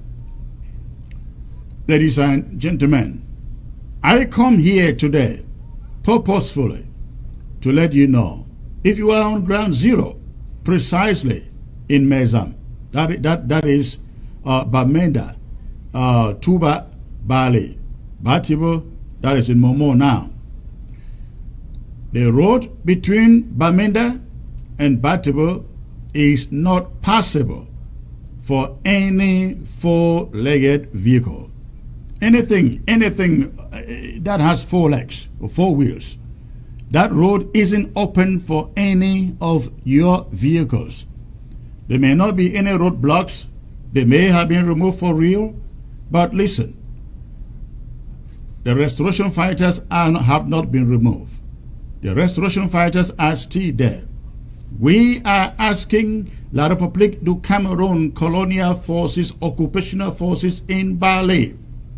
If you want people to ply that road on the ban on Okada riders, on motorcycle riders on that road, the ban on vehicles was meant to be solidarity for those Okada riders. And if you think that you can go on television, on the radio, and make a press statement stating that you have unblocked the physical blocks, you just waste your time. We are appealing to everybody within Bamenda and Batibo.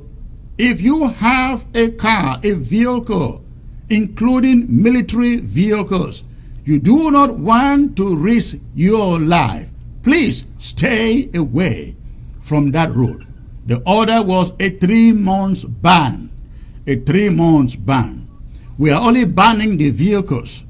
Okada, motorbikes, they are free to carry on with their business for as long as French Cameroon forces will not go after them. Okada riders, again, you are free to go about your business for as long as French Cameroon terrorist soldiers won't come after you. So, but that is the only exception. That is the only exception. Vehicles are not allowed to ply Bamenda, Bali, Batibo. You try that and your vehicle is confiscated, is destroyed. I know what it takes to own a car or a vehicle in that country. You hear this and you say, let me go and try, because the military said it will not happen, said nobody will do anything. You do that, you will have yourself, solely yourself, and nobody else to blame.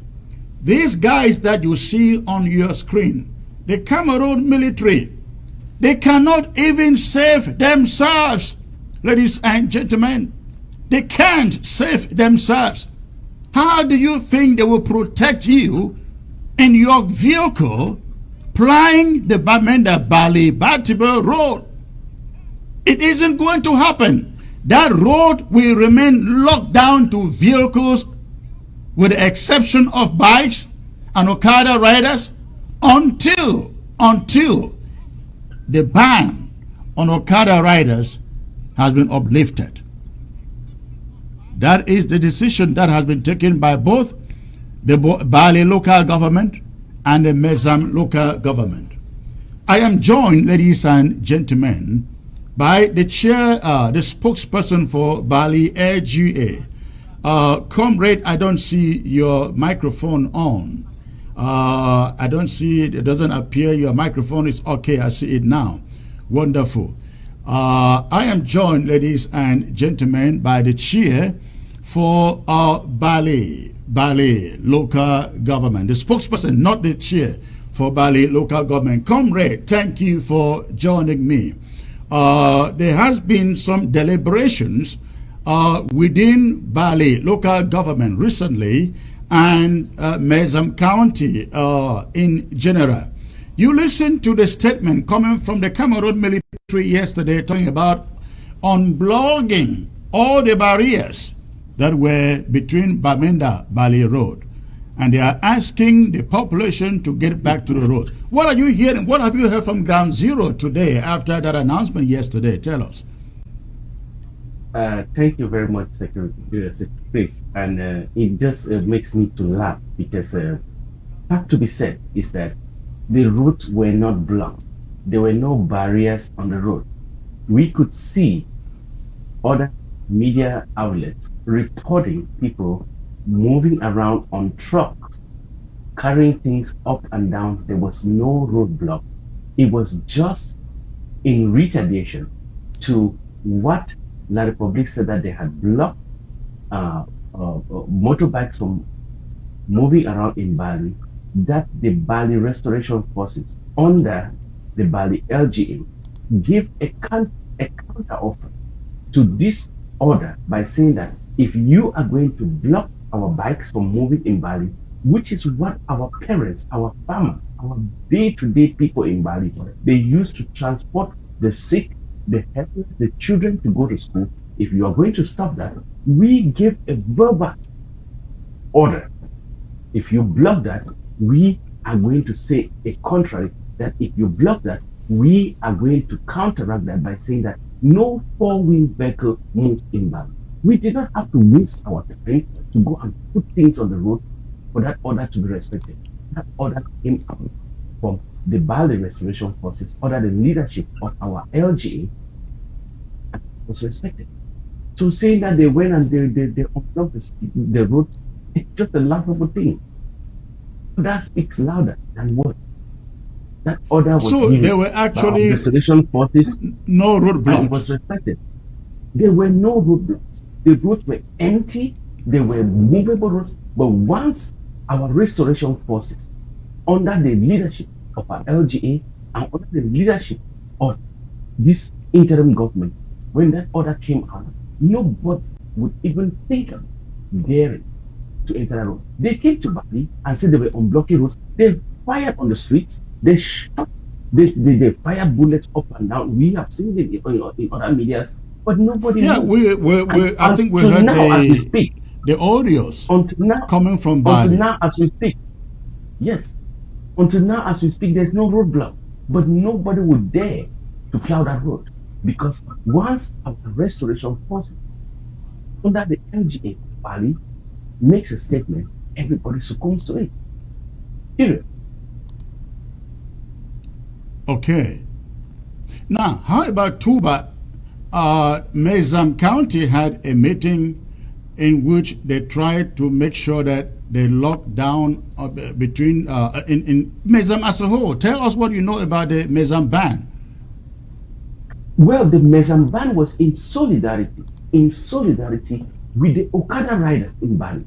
We know how much this Okada, this motorbikes riding, it supports our day-to-day life in Mezam. We know how much the thousands and thousands of families who rely on this day-to-day meager income that comes from the bike riders who support the family to take care, to put food on the table, to send them to school, to take care of the sick. And if any ban were to come,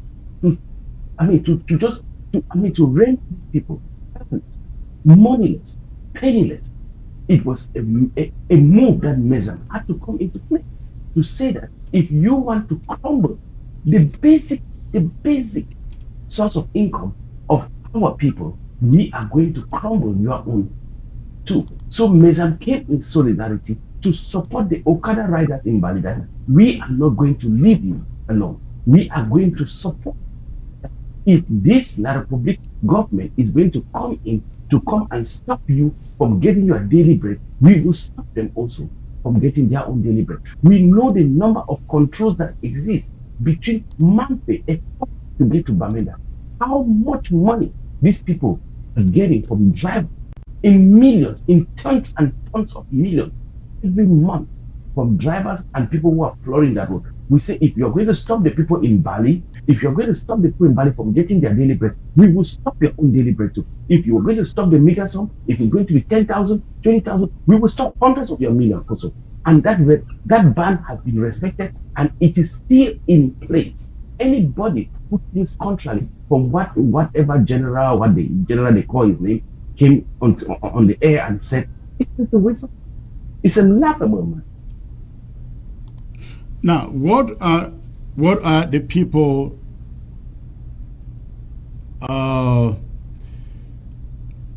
I'm talking about the Restoration Forces. What are they saying? Well, the Restoration Forces in Bali are constituted under the government under the interim government and under the LG, and we work in accordance with our peace plan. We respect the rule of law. We respect our defense forces. We respect what they do.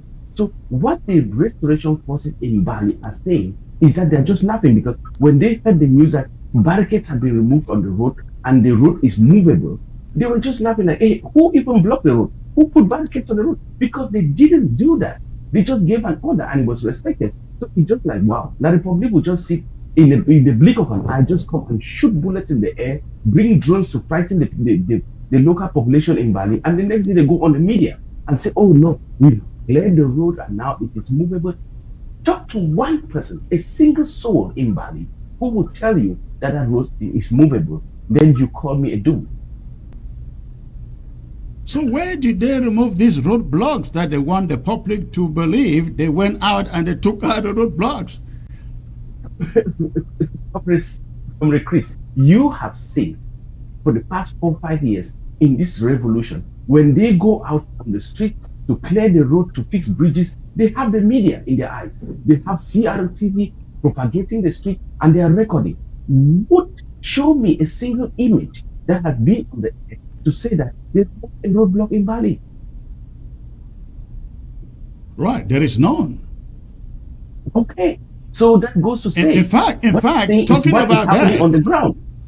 Talking about that, you look at these images. These are the images coming from, as I understand, from Infonya in Bafut when they invaded this kidnappers camp. They have the images. We can see them.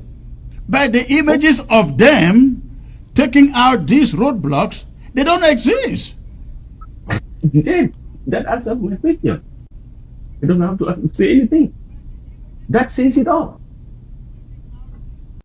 So, tell me, what is the spirit within our fighters in Bali? Because I know they have gone through a lot of confrontation within the last 1 month. What is the spirit within them now? Well, as you know, Bali, the people of Bali, the restoration forces in Bali, they are so defiant, they are so steadfast to this revolution.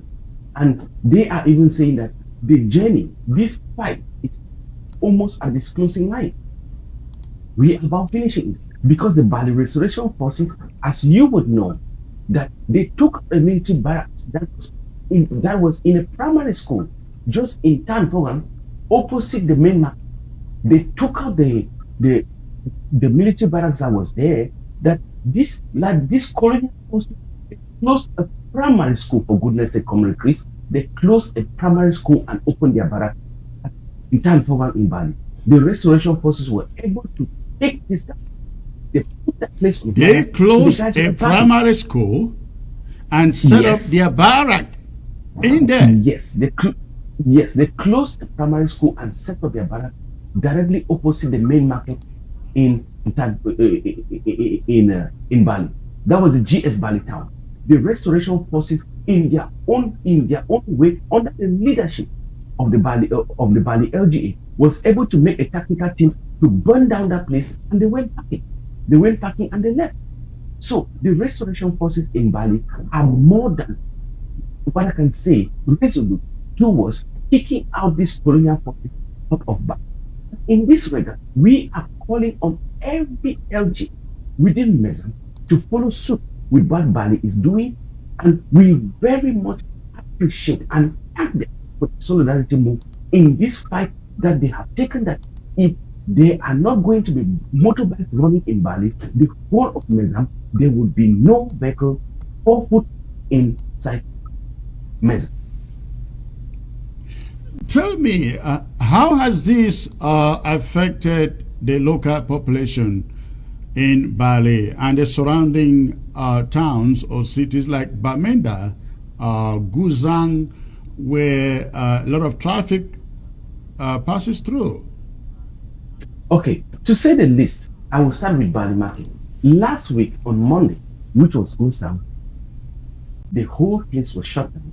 And when it was Bali Market Day, what did the La Republique tell us for they came? They do. What did they do? They came to Bali when the locals were having their local markets on foot. They did not use motorbikes. They did not use vehicles. They had their market, the Bali Market Day, which is normally called the Jipong in Bali. They came there. They terrorized the community in the market. They seized things. They gathered food and whatever you call it. They took it with them. And as you know, the road has been blocked. Batibo, Guza, coming to Bali and going right to Bamenda town, it is completely deserted. The only way you can understand the level at which our restoration forces under our LG Bali is resolute and very strong is to look at Hospital Runabout. Hospital Runabout looks like it's a ghost town even when we don't have our country Sunday. Nothing happens there. You can count the number of people that are at the Hospital Runabout in Bamenda. Why? Because nothing leaves Mamfe, Guzang, Batibo to enter. That says it all. Now, have Okada riders attempted going out to do business at all? Well, to say the least, the Okada riders in Bali, they have been going around following using local roads and local tracks to run around and do what they can do to help the sick, to take people to the hospital. But from our record, an Okada rider was attacked by the military and he was brutalized and his motorbike was burned. And we are in retardation to that level to say that if there would be any motorbike that would pass any vehicle, whether it be the vehicle of La Republique or a transport vehicle that would even think about or dare pass its leg inside Bali land, we would answer in return. Now let's talk about Mezam in its entirety. Would you speak for Mezam? Is it true Mezam declared a county-wide lockdown of vehicles? Yes, I will speak for Mezam. I will speak for Mezam with the blessing of our Mezam Defense Chairperson, because I work in very close collaboration with him. I used to be his assistant in the past. What is happening in Tubah? We are not only doing this ban on vehicles because of Bali, but we are also doing this in solidarity with our drivers in Tubah who were detained and locked for unjust causes, and all the vehicles that have been used to block the road that goes into Tubah, that goes to Ngokutunja, that goes into Belo, into Jericho. All these roads have been blocked, and the drivers union are in very, very good solidarity with us and with Mezam. And we are in this line. Any who is thinking about plowing the road in this locality within Mezam, in 4 foot, that's in any vehicle, to think twice. We know the cost of buying a vehicle. But you know what? Our restoration forces do not even blink an eye when it comes to an order that comes from the LGA, from Mezam, and from this interim government. Anything that will dare its leg on the road will be dealt with according to the law of the land, the law of the Ambazonian people, the law of the people. The voice of the people will be respected. The voice of the people says it this, and let me state it categorically clear. In Mezam, as we speak and where we stand right now, any 4 foot that would plow within Mezam locality is persona non grata. You are doing this in your own risk, at your own risk, and anything that happens to you, you have yourself to blame.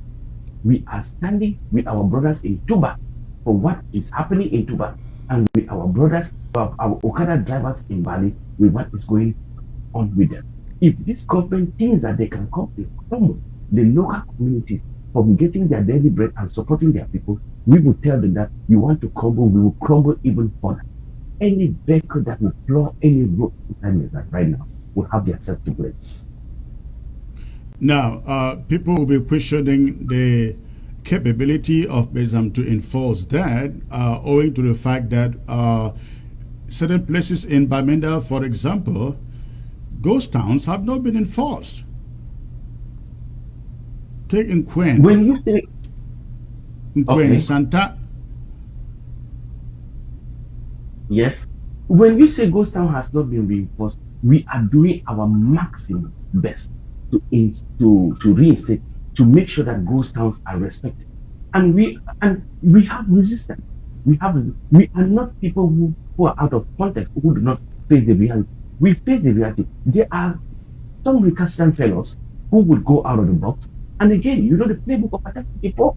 They will hire people to open bars, to open restaurants, to open businesses in the Republic. You know what happened in Mezam when the Bamenda City Council brought buses to come and take the place of taxis or take the place of bikes in Bamenda. This is not something that is new to us. It's something that we are aware of. But we are doing our own possible best, tactical best to make sure that anybody, whatever shape or whatever form, defies this lockdown that we have called for, we will deal with them in our own way, that we do not need to come to public media and let them know what we are planning to do. We will do it in our own way. Now, the images that you find on the screen there, these images we learned coming from Nquen, precisely under Foncha Street in Bamenda. Now you see the work of those occupying soldiers.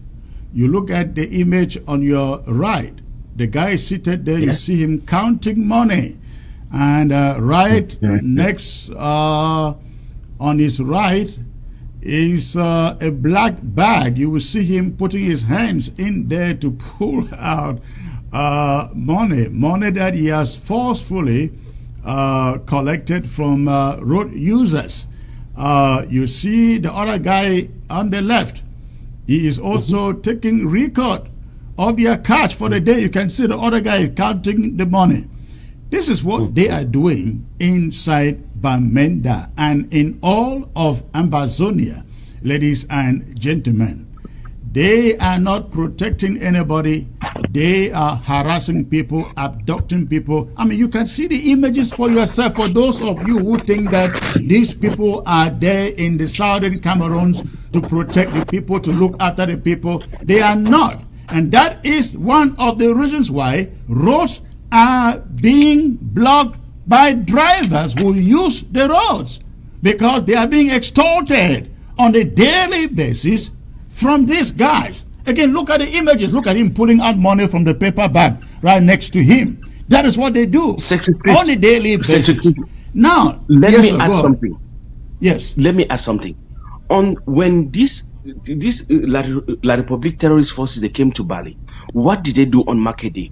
They got people who came to the market. On a traditional market day, they got people, anybody who had no ID card was laid down and bullets were fired on the streets, fired in the air. And if you did not have an ID card, whether you were 7 years or 10 years or 15 or 20 years, you were required to pay 3,000. When you paid your 3,000, you got up and you walked. Parents who heard about their children who came to the market just to come and deliver goods like firewood, like gari, like pineapple, like pawpaw, like ripe bananas, who carried in the morning. When they came, the military stopped everybody down. If you did not have an ID card, whether you were an age-bearing child of an ID card or not, you were laid down. Your parents had to go and look for 3,000. When they brought 3,000, they gave. The child picked up, and they will raise the child up to work. This is how these terrorist forces are crumbling our people. And that is why we should not, by any shape or any form, let them rest in any shape, whether it's in peace or in hell, inside Ambazonia. And we in Bali, we are standing strong and very resolute to make sure that this does not repeat itself in Bali.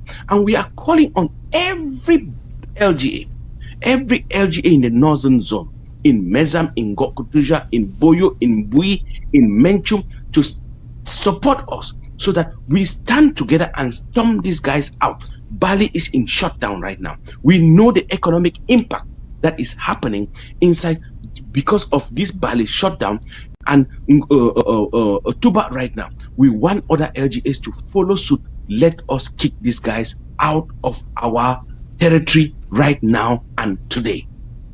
Thank you. Now, talking about Bali, comrade, there is one more thing that I want to bring to your attention. I don't know whether you are aware of it, whether you follow it up.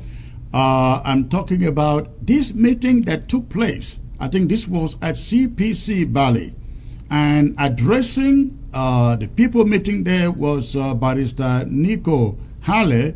And he was essentially indicting the officials of that college for talking about reconstruction. Let's listen, please. Let's listen. Sure. First things first. While I appreciate what our brothers in the diaspora, of course, all of us appreciate, and what we have so far pumped into CPC, and I've taken lead at other occasions, right, is the coordination of the fundraising for CCU, we know. But some of the money was stolen, you know, everybody knows that. So while they were saying 20 billion, for now, my interest is how will this money be managed? How will you get material to Bali to be able to realize this project? I was expecting you and me to come up with a measure, a practical measure how we can bring normalcy, not only to Bali, but to the entire region.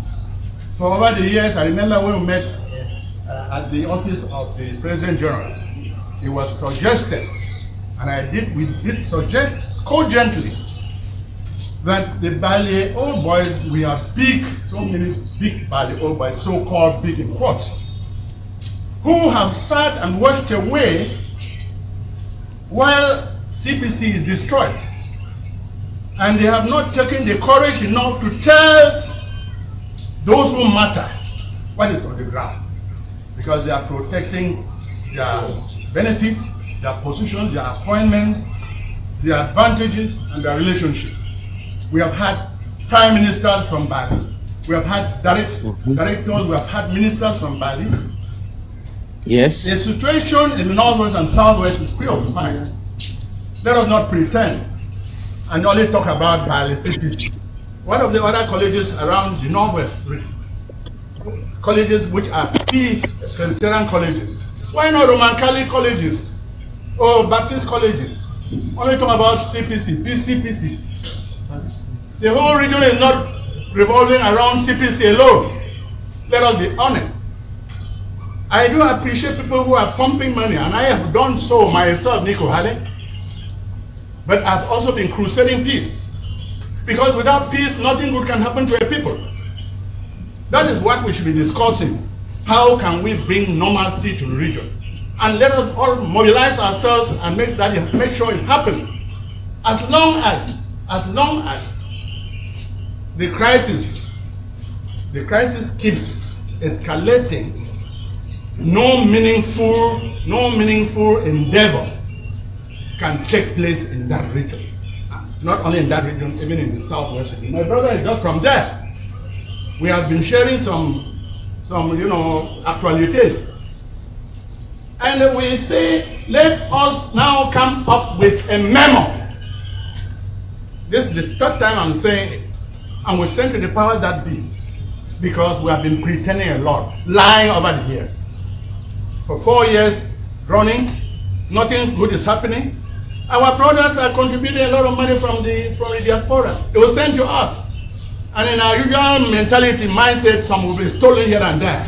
And in the end, the project will not be realized. He knows, Professor Titanji is very aware of that. CCU, where is it? You pull out or you resign because of the intrigues of management. Money was not coming, whereas we could raise money. Bali old boys are very generous people, and they love CPC. They love its institution. But we have been failed. We have been disappointed by management. We should have to say it. You fear to say it because you don't want to lose your benefits or your friendship. Nico Hale will say it at it is. Let us go for peace in that place. And not only in the Northwest, in the Southwest. We are all Anglophones. We are brothers and sisters of these two regions. What have we done for 4 years running? Blah, blah, blah, blah, blah, blah, talking peace. There can be no peace without justice, without equity, without transparency, without accountability, without credibility, without patriotism, without the fear of the Lord, without the truth. No peace exists anywhere without these core moral values. That is what we should be preaching now, and we make sure that we engage ourselves to go to the field we fear to go, has gone round northwest and southwest in the heart of this crisis, preaching peace. But if we're 20 of us, 30 of us, it will be more impacting. We sit in our air-conditioned offices and we talk peace. We sit in armored cars and we talk peace. You must be mad. We must be mad. I'm saying here, and I want to repeat what I've been saying over the years, and I'll say here that we have not lived up to the expectations of the people. We have disappointed God. We have betrayed our consciences. We have betrayed God's love for us. And that's what we should be doing. All right. Again, that was Barrister Nico Hale speaking there. I think that was supposed to be a fundraiser for CPC Bali, reconstruction of CPC Bali, and essentially he was indicting those who are preaching peace without equity, without justice. And he is saying, please forget about reconstruction in CPC Bali for as long as this conflict goes on. Let's not sit here talking about reconstruction. Let's talk about peace with equity, justice. Comrade, were you aware of that meeting? Yes, I was aware. By chance, not by chance, by reality, I'm a Boban. Okay. I'm a 1997, 1996, 1997 Boban batch of CPC Bali. I am from Foyonga House, Dom 13. That's where I belong.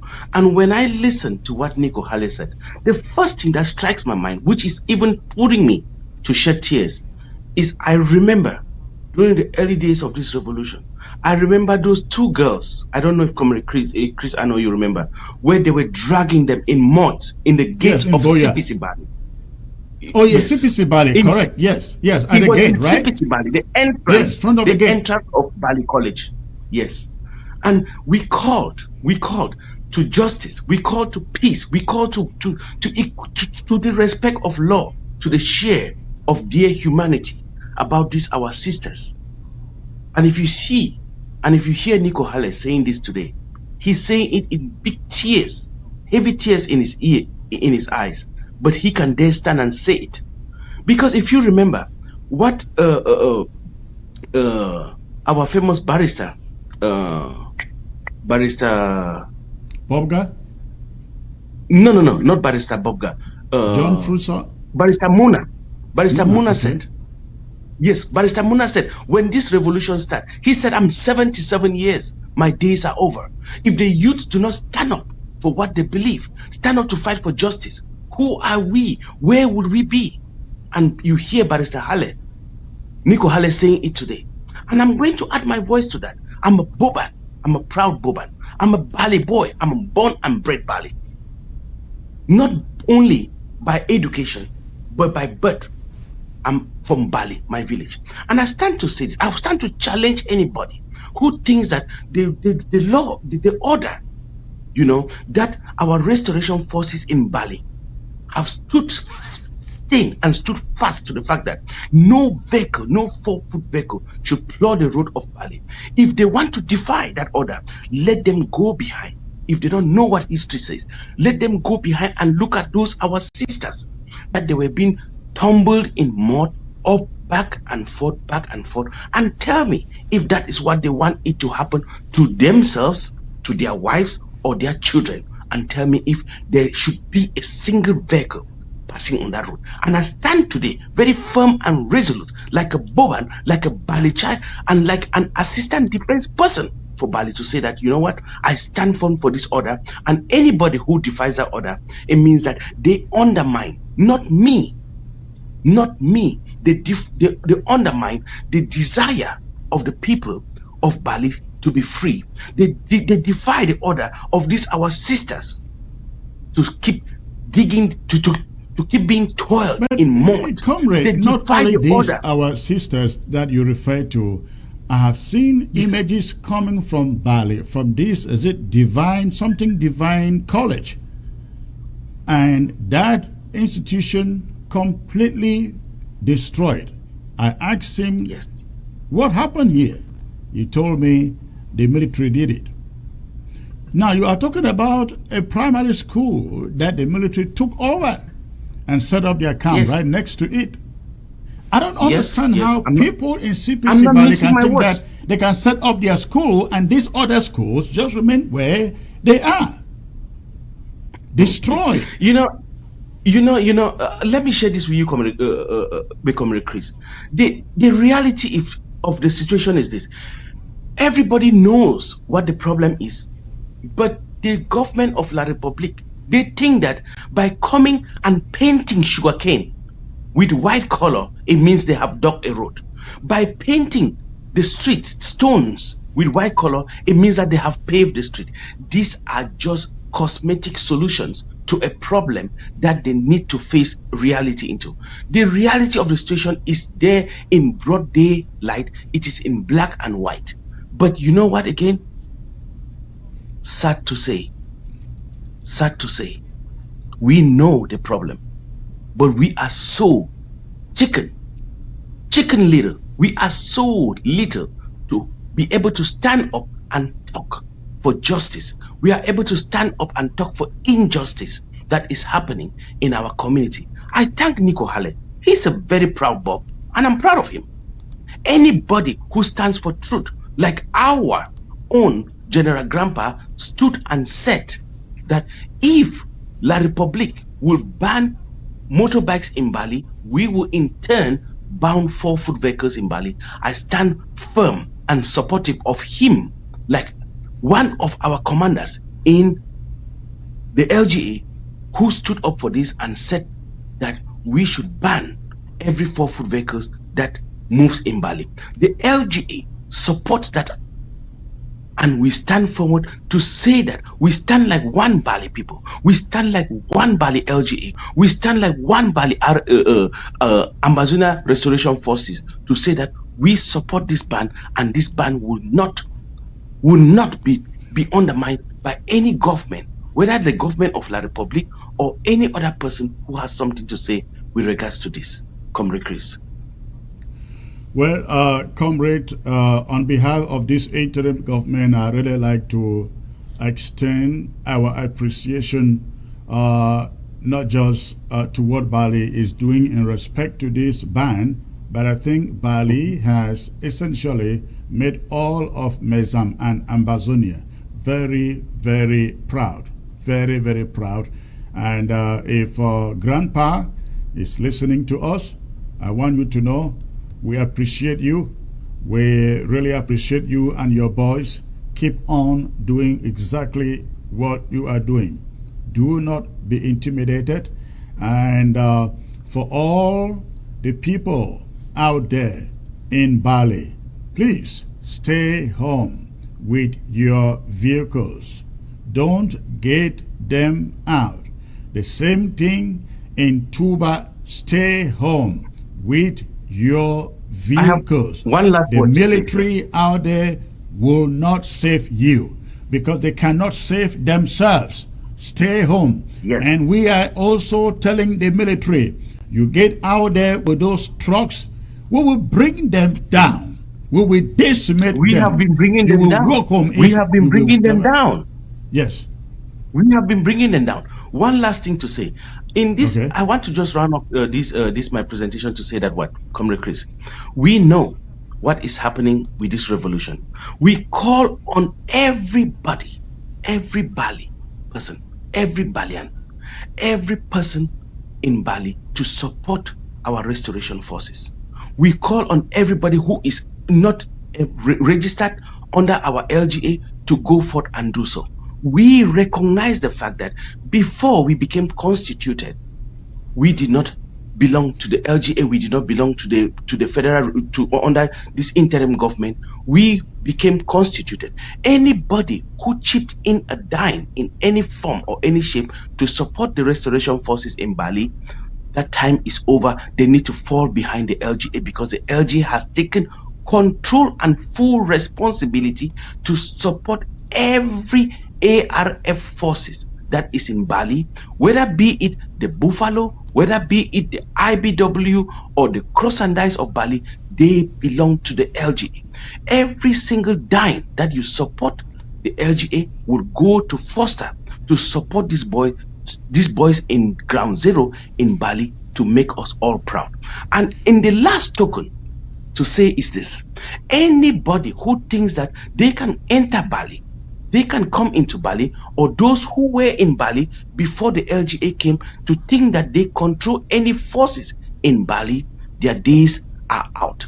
We have constitution. We are constituted. We belong under the government of our Honorable Sako Ekome.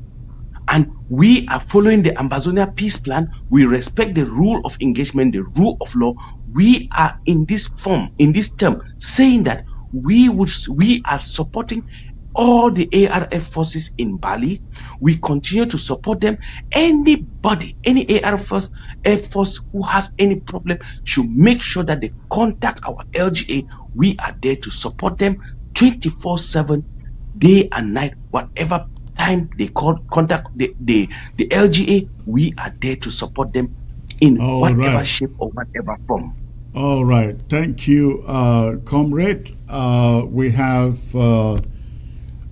Indian County coming up this weekend. I believe we will still have some much more time to talk about Bali. If anybody has issues with Mezam, they should drive for that county and precisely for Bali for that reason. All right. Yes. Thank you, sir. God bless. Thank you, Comrade Chris. It was my pleasure being on the show, and I'm a firm supporter, and I urge everybody to join the show. Let our voices be heard. Thank you very much. Thank you, sir. Have a great night over there. You too. All right, ladies and gentlemen, that was the spokesperson for Bali Security Council. With that update on what is going on there, the supposed order from the Cameroon military stating they have cleared the roads in Bali, and so people can get out and do their regular business, driving anywhere they can. No, please, do not attempt it. Do not attempt it, because when your vehicle is confiscated, when your vehicle is destroyed, you will never go back to them to say, hey, help me. Of course, not even their own vehicles can ply that road. Now, I'm being joined, ladies and gentlemen, by the chairperson for Indian County. Now, as I kept on announcing, all the routes in Ambazonia this week, they lead to Indian County. Indian County is the home of one of our famous field marshals, Field Marshal 10 Kobo. The other day I kept on calling him 1 Kobo. I don't know why, it just escaped my mind. But I'm talking about Field Marshal 10 Kobo. The county, the draft moves to Indian County, the home of Field Marshal 10 Kobo. And ladies and gentlemen, remember, if you have no reason to draft, we have to draft for 10 Kobo to sustain the fire in Indian. Let me quickly bring in the chair for Indian. Comrade Edwin, it appears that you are frozen, sir.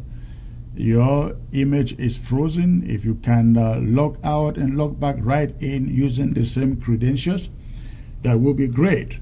But again, the draft moves to Indian County on Sunday, not on Saturday, but on Sunday.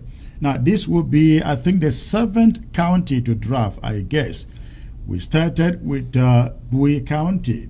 Then we went to Ngo Ketwinja. No, we went to Manu. Then we went to Ngo Ketwinja. Then we went to Libialem.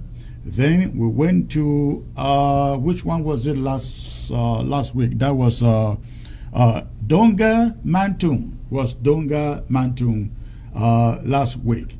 Comrade Edwin, I hope your microphone is turned on.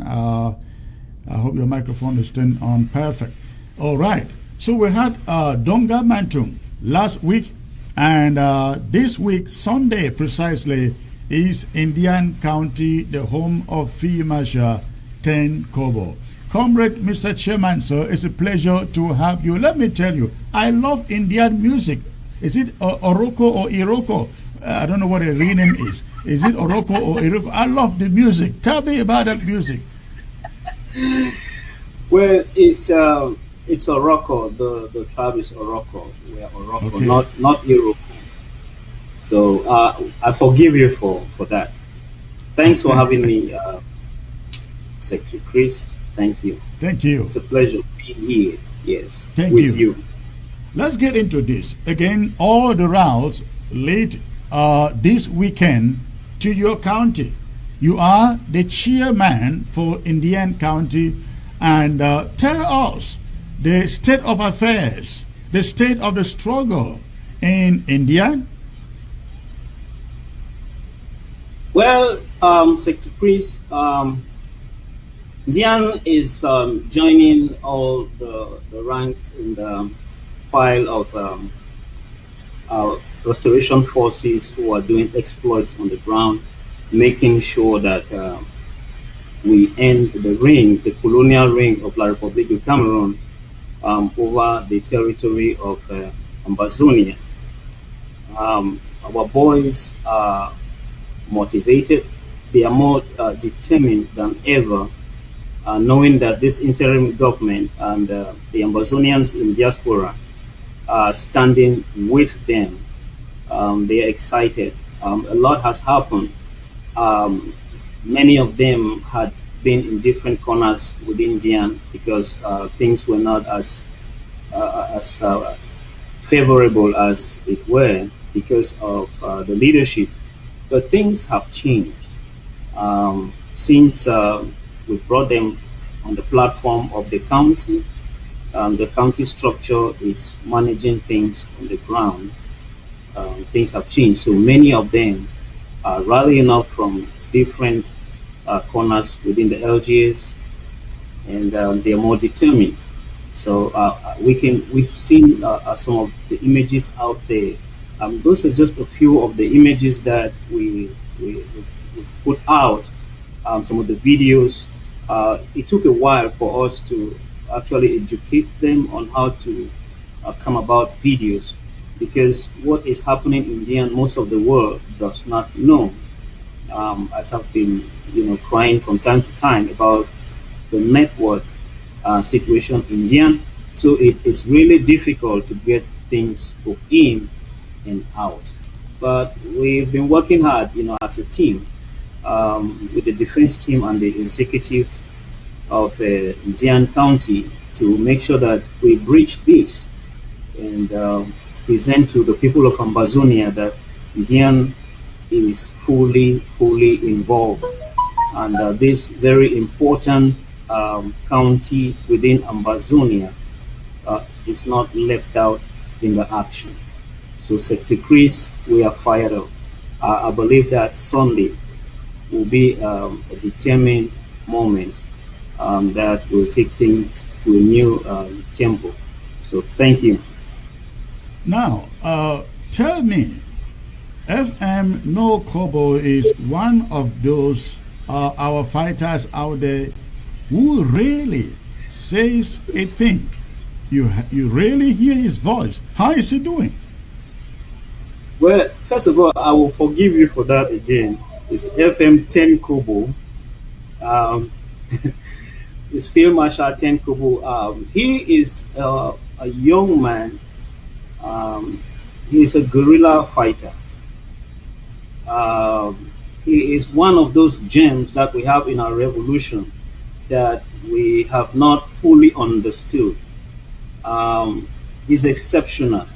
The fight in Indian is not like everywhere else in Ambazonia. So it takes a special skills to actually function and fight very well inside of Indian. Also, knowing that the prime minister is from Indian, you can just put one on one. John Gute is from your backyard. Yes. So, and Tenkobo is fighting right there in his own village. I believe that the Prime Minister, being a chief, can talk more about the exploits of Tenkobo, probably more than myself, because he gets it every day that Tenkobo steps in his own compound. That's a known fact. It's established. Do you have any idea whether Dion Gote has tried ever since Tenkobo picked up these 6 divisional delegates, or even before or after then? Has he ever tried to reach out to Tenkobo, to any of you who are in the leadership? Well, we can give them audience if we want to. It has always been the tactics of La Republique du Cameroon to reach out, manipulate the people, and corrupt the system. It's difficult to get to Tenkobo. I made mention the last time I appeared here that some of the numbers that he was using, those numbers were somehow being picked up or being infiltrated by some individuals. So he dropped them, and they picked it up and they tried to get to him. But the problem is Tenkobo operates like a ghost. He himself will say that nobody knows where I am. I'm everywhere. On the ground, we don't run camps, so that makes it really difficult. The fact that they have tried all they can to reach out to Tenkobo, but we will talk to them when it is time. When this interim government sees that the time is right to talk to them, we will give them that audience. So beside that, I mean, Tenkobo is not in any position to do any form of negotiation. He's not involved in politics. He's a freedom fighter, and he's making sure that the frontiers of Ndian are being protected, and he's working hard to make Ndian ungovernable and unreachable from the colonial oppressive forces of La Republique du Cameroon. So he understands that perfectly. That's why he made it clear when he took the 6 delegates that he has not asked for ransom. He understands their trickery, and he will not fall for that. So he's doing wonderful. Right. Talking about the 6 delegates that he picked up, what can you tell us about them? If there is anything you can tell us about them. Of course, the story has not changed. The 6 delegates. This was not just an Ambazonian thing. It became an international concern. As let me see, the satellite was placed on Ndian, or what happened there. We made it clear. The president made it clear as well. I was here, and we read it from the memo the president sent out, that every restoration camp is a potential detention center. So if we have to pick up anybody who has infiltrated any part of Ambazonia, we will keep them. We would lock up them. They are our prisoners, and that stands. That policy has not changed, and there is no exception given to the 6 delegates. Actually, there are 5 now. We saw that one of them died in crossfire when La Republique tried to get them. So they are still there. If anything happens to them, I believe that La Republique du Cameroon will tell us. Because from the last time we know, it is it increased the number of whether they call them bees or what in the jungles of Ndian, trying to see if they could be able to rescue. Well, I don't know how that's working for them, but as they do things, they attack the villagers of Bekora, the Pinja, these places. They beat up the people from these areas. Njima village, they wanted the citizens the Ambazonians in the villages to produce Fimasha 10 kubo, which was absurd. And in this process, they destroyed homes, they stole properties, they stole money from the people. And, more of our people were internally displaced and up till now. So, what else to tell? They are our prisoners, and that will stay. It is this interim government's decision to know to talk to them. Tell me, what did Indian County draft last year? Well, Indian County, the figure was about 117,000. That was the figure. We had some issues within the county. We had some comrade brothers and sisters who were overzealous, and they just felt that they could do things their own way. Maybe the interim government was too slow for them. I'm not sure that war is a track.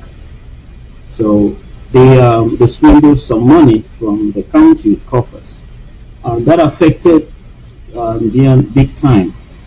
But those who stayed, some of us who stayed, we believe in this vision, and we believe in this platform. We believe in this leadership.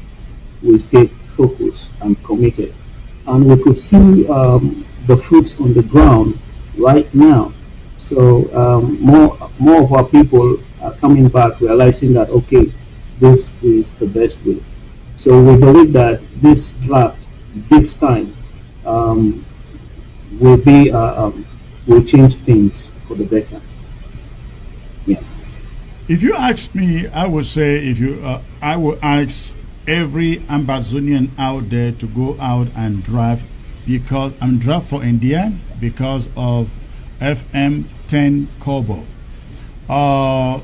Besides him, tell Ambazonians watching and listening to you now the reason they should come out on Sunday to draft for Indian County. Thank you, Secretary Chris. First of all, Fimasha Tenkobo is a great guy. Him and his team, they expendables 100. Where did they get that name from? Well, I mean, it struck me. Expendable 100. I cry to them. I say, you guys are not expendables. They say, well, that's how we see ourselves. We are fighting to the death. And I told them that please just fight and stay alive. I don't want you dead. So that tells you about the level of their courage and their willingness to sacrifice for the restoration of our statehood. They are good guys. They are spread across India. So while these guys are doing an amazing job, Indian is a special place. Now let me say this: every bit of Ambazonia, every piece of Ambazonia is special. There can't be Ambazonia without Ambazonia as a whole. And Indian makes the piece, is one of the pieces that makes Ambazonia Ambazonia. The BLM, Momo, Dian, Meme, Fako, all of us will make up Ambazonia. And from where we are, if we do not bring all of this together, Ambazonia is not complete. Now, it happens that we live in different geographical space, different landscapes, and different endowments by God. Dianto is endowed with natural resources, and this natural resources has been enriching La Republique Cameroon for many years. And we all know these things are not hidden things. We know the contributions of Indian to that country, but unfortunately Indian has been neglected and forgotten as a people. But this is it. Indian belongs to the Indianites and it belongs to the Ambazonians. I believe that whatever Mr. is Chair, intended. pardon me. Yes. Which is the capital of Indian? Is it Ekondotiti or Mundemba? It's Mundemba. It's Mundemba. Okay, I always thought it's Yes. Ekondotiti. No, I'll forgive you for that too. But it's Mundemba. It's Mundemba. Okay, I see Comrade Mango. Is it? I think so. Is it Mwango? Mango. Tata Musongo. Secretary Chris, this is Tata Musongo from the great state of Georgia. From the great state of Georgia. Okay, thank you for joining us, sir. I was talking to the chairman and I was asking him to look at the cameras and tell millions of Ambazonians who are watching, please give them the reason to drive on Sunday for Indian County. Thank you, Secretary Chris. You know, Indian, as the chairman was mentioning, is the land full with honey, a breadbasket in Ambazonia, very oil rich. The natural resources like the coral bark, which house medicinal plants, are there. But if you look at Ndian, we have no roads. We barely have schools. Our females and males and our children, they are all languishing because of the non-action of La Republique. Promises they make, they and don't. The Prime Minister is from your county. Amazingly, Secretary Chris, that's the sad part. So that is why we are calling on all Indianites to come on and draft for our LGA. It is paramount and very important. And I'll be taking this message to my local community out here in the great state of Georgia so that they understand the importance why they should draft from Down County. Thank you. Okay, I'll let Mr. Chairman add something to that if you can. Yes, Secretary Chris. For almost 5 years now, we see that the economy of La Republique has been going down. And we owe this to the job of the restoration forces on the ground.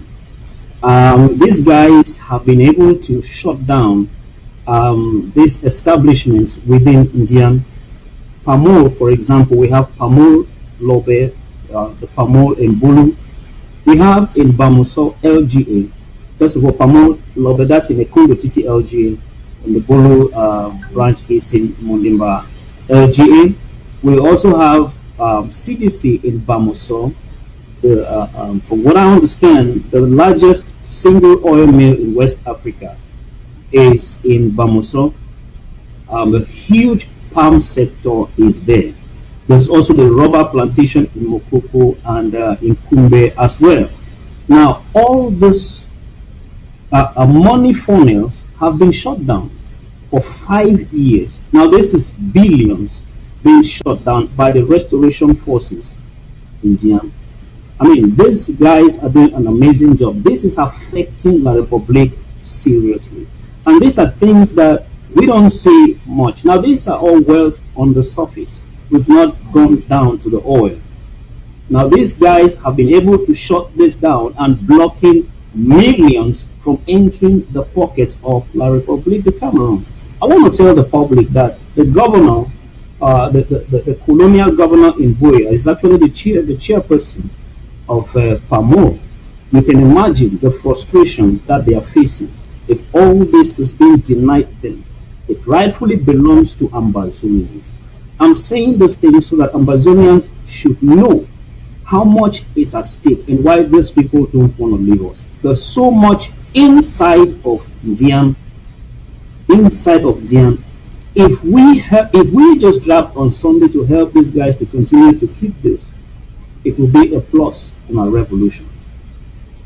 Let us come on Sunday, join the people of Liam. Let's draft and support the expendable 100, the neutrals and the Ndongores and the other groups that are fighting within the territory of Indian to make sure that La Republique does not get a penny again. If we can just hold them a little bit longer, I'm sure, and I'm very sure they will abandon what they're doing, because money will no more get into their pockets. We will win this war in a jiffy. So thank you. So, comrade, what are your targets for Sunday? Well, we don't want to go low. Last year we did 117. This year we are looking to make at least 120, because we believe that so much is needed. The level of responsibility that we had on the ground this year is much. So we need more resources in the hands of our guys. We all know that the putting down of their trucks, we saw what FEMA Shaten Kubo did, and he harvested about 5 acres in the different guns from them. Now these are all things, the things we package and make available for them. It's not a secret. We are at war. So it is our responsibility to make sure that that important front, one of the important fronts within Ambazonia, is kept. We need that. The responsibility is much. The number of our guys are increasing. They need more materials in their hands, and they need to make sure that that area is covered. So thank you. Thank you, comrade. Now, ladies and gentlemen, the images you find on your screen, those are not coming from India, but this is what our fighters are able to do when we empower them. I understand this took place recently. I don't want to disclose the location, but again, you can see what our restoration forces are able to do to harvest from French Cameroon soldiers when we empower them with drafts as this. You just heard Chairman Kamara mention about the harvest in India by FEMA Tenkobo and his boys. I really want to believe if we can empower them even more this coming Sunday, they can do even more exceeding things. Let me get back to you, Comrade Tata. Again, Indian is a very, very important community. As far as this struggle is concerned, Indian is essentially the bread basket when in terms of mineral resources all year. As far as Ambazonia and colonial Cameroon is concerned, because they are still reaping from there as we speak. Tell us, what is it going to take for us Ambazonians to begin to reap some of these resources in Indian ever before we get to Boya? Do you see the chances there?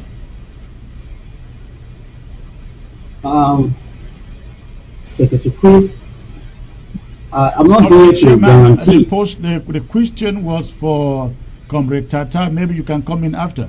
Okay. Yes, Tata Musondo. Go ahead, sir.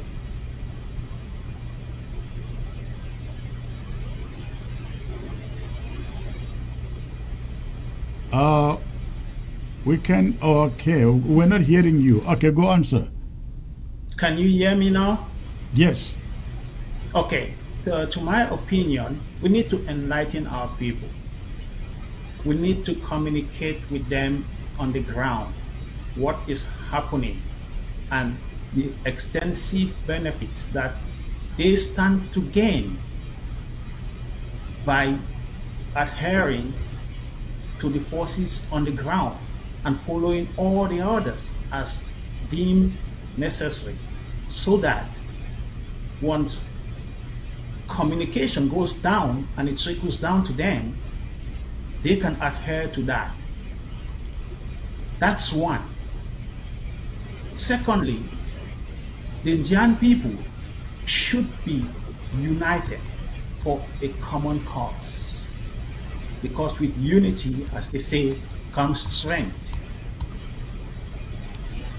With that, we can start achieving what rightly belongs to us, Indian people. Thank you. Okay. Chairman, please add something if you have anything to add to that. Yes, we talked about the exploitation of our oil and mineral resources. It's ongoing. Yes, we cannot have control of our resources, of which land is a major resource, and all this is found on the land, without us gaining control over the territory. I believe that that's why we're drafting, so that we can take control over the land and we can decide on what we do with what at any given time. I'm appealing to the people of Ambazonia, the Indianites, both home and abroad, elsewhere in diaspora, in La Republique, Cameroon, that's diaspora, whether you're in America or Europe. Draft for Indian, empower our brothers and our sisters who are manning the fort on the ground, who have made the ultimate sacrifice to make sure that our land is free and our resources be handed back to us. Right now, we do not have that kind of control, but we are determined to make sure that every bit, every inch of Indian will be for the people of Indian and the Ambazonians. So we need control over our own land first, Chris, before we can talk about the resources that are in. But we will recover every bit of our land, every bit of it. Thank you. Thank you, comrades. Before I let you go, one of the complaints that we have heard again and again during this time concerning the draft has to do with misappropriation, mismanagement, and some people sitting on funds and not releasing them. I think you mentioned something like this from the onset. What are you going to tell people drafting for Indian as far as money coming to you is concerned? Are you going to make sure that what happened last year doesn't happen again this year? Because you know this thing is yearly. If people are not seeing what the counties are doing with the funds, I bet you people are very smart. They won't come back next year to draft for you. Yes, Secretary Chris. Challenges like persecutions are all good. They never leave you the same. They say what cannot kill you will only make you stronger. And I think that what cannot make you grow mad will make you smarter. We've learned from what happened last time. We've corrected that mistake long ago. Indian County runs its own account. It is in nobody's name. That account is Indian County's name. If the people contribute through that account, it is safe, it is accounted for. The signature, there is not just one signature, but there are signatories to that account. And those who are handling the finance, they are a team, and they update the house often. So that is taken care of. Now, when it comes to mismanagement or spending of the money, we've incurred some losses. We've learned along the way, you know, how to do different things. We haven't arrived there yet because, again, things are changing. So we adjust to the changing times. But we can assure you that our problems or our challenges at every time outweighs what we have in the bank. So we've learned to improvise. You just displayed what our guys are doing on the ground. We use everything we can. So to Chris, if we have $10 and we want to use a stick, we will see how to shape that stick to use it. That's what we do. And over the years, I believe that we have grown into this, to use what we have and to get what we want. So we want to encourage you. Whatever, every dime you give to Indian County will go to move our struggle forward. Our finances are being handled by those who are meticulous. They are vetted. They have a heart for the struggle. They are those who contribute. They are the ones who are the first on the line to contribute when it comes to contribution. So you see that they are not those who are looking out for money, but they want to make sure that what is needed on the ground is there. What is needed on ground zero, what's needed by the restoration forces is gotten into their hands. And I also want to let our friends and supporters, Ambazonians worldwide, to understand that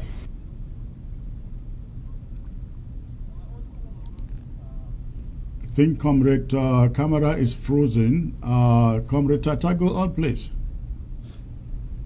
Yes, to piggyback on what the chairman was saying, it's like whatever support that the people can get to Indian County, it's welcome. Financial house, as he mentioned, is in order. So they should not at any moment worry about losing their contribution.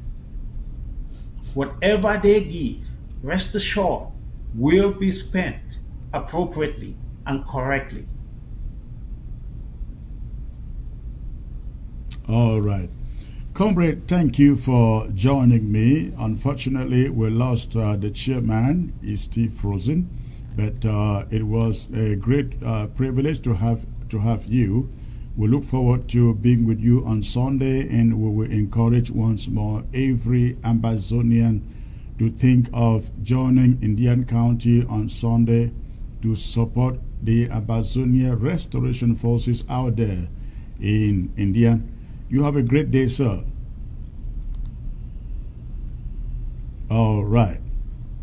Okay, ladies and gentlemen, that is it from Indian. I will open the phone lines for a few minutes. Take your calls. You can talk about any subject. You can talk about any subject today, or one of the subjects that I brought up here in the broadcast. But before you call, make sure that the volume of your set is turned down before you call.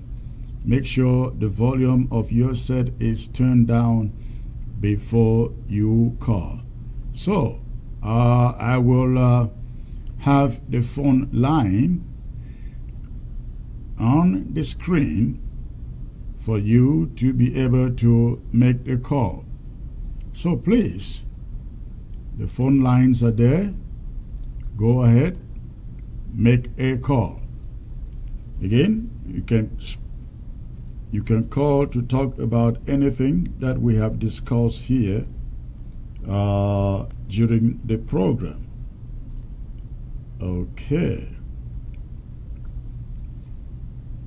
The phone lines are open.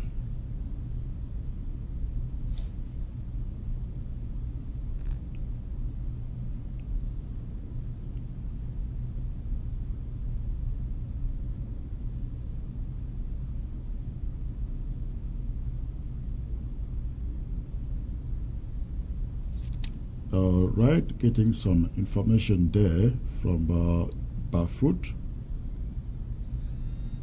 So let me get to the first caller here. Hello.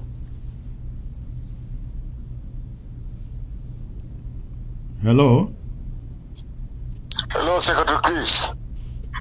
Hello, sir. Good evening.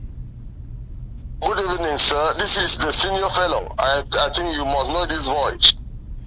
I know the voice, and now I know the number. You are calling from Abakwa, am I correct? I'm calling from. You are calling from Abakwa, am I correct? Yes, you are right. And then you know who is actually calling. All right. What is your contribution, sir? Yes, I want to talk on two things. Okay. I would like to talk about the UV. All right. University of Buea. The problem with the University of Buea. Okay. Slow the volume. Yes. Yes, I want to talk about the University of Buea. Go on, sir. You said something. Yes. You said something very pertinent, but there was one thing that you don't really understand. Slow that thing. Okay, so I want to make you understand that La Republique are aware of the fact that they have launched the war and they are going to pack out. They are doing everything to dismantle all the equipment that are in the university, and the funds that the Commonwealth will be sending goes to them when we shall definitely quit them and own our states. That is the primunda, that is the what is on the ground. That is really what is on the ground, because on the ground I'm speaking like somebody who is on the ground, who understands the gravity of the war on them, and I understand that they know already that they are very soon they will pack out. That is not only that should not only be the institution that they are going to do that. There are many things going on that we have not as yet known. So we should begin to prepare ourselves, look at some other areas where they are again, to know that they are going to leave us, but while leaving us, they will pack all our equipment, everything that we had, our phones, and take along with them. For instance, they understand already that they are losing grounds. They are losing companies like the timber company that was recently, seized from them in Mani, and some other areas. Our routes are beginning to get blocked. I don't think they believe that they are going to resist and remain, as you were saying. Now they know already that they are about to pack out of our territory, and let them do everything to go alongside with some of our equipment in our, companies, schools, and so on. So that's the first thing I wanted to talk about. Then talking of the route blockage. Now, tell me, what are people saying there on the ground about this so-called UB Annex Akonolinga thing? What are you hearing from the people? Yes, that's a very good question, Secretary Chris. The local people don't have much to say. Only those that are informed and intellectual that can actually sit and discuss something very pertinent as to what regard that. I have not as yet asked some other people, but I'm still to investigate from my colleagues, from some other learned men, what is their opinion about what is going on. But to the best of my knowledge, what I am telling you, it should be very clear. La Republique on the ground, La Republique of Cameroon is aware of the fact that they have lost the war. They want to do everything possible to go with our equipment, with the funds of the Commonwealth, as you rightly said, and leave us empty. So that is the first thing that I know is on the ground. So I would like also to talk about the route blockage. They are claiming that they have reopened. No single object was on the route from Bali to Manfe or Ikok. I'm telling you, I stayed the route. I took that risk to go on foot up to Naka, cross the Naka to Bali. I did not see a single thing put on the road that could stand as a blockage for them not to pass or any vehicle to pass. So it's merely a statement to make people believe that they have opened the road. Let me tell you, today or that yesterday they were around about telling people that they should enter their cars, they will accompany them to Bali, Manfe, and so on. The drivers merely told them that no, you people should give us the ammo car, let us enter the ammo car, you people get the vehicles. Since you can drive and carry yourself in it, as if you were passengers, then we follow in the ammo car, they abandon the place and run away. So please, what we need on the ground now is that all our roads should be blocked. Even the Santa Road, this is what we should do. And everyone from experience, there is no single person crying. Even children, mothers, traders, that I know that buy from bush markets and come and sell, none of them is saying anything negative as to what regard the blockage. So we are determined, the entire people, elderly persons, young persons, children. So we should think about the Santa route. That is another area where they generate income for themselves. They are there collecting money, just as you showed on the TV.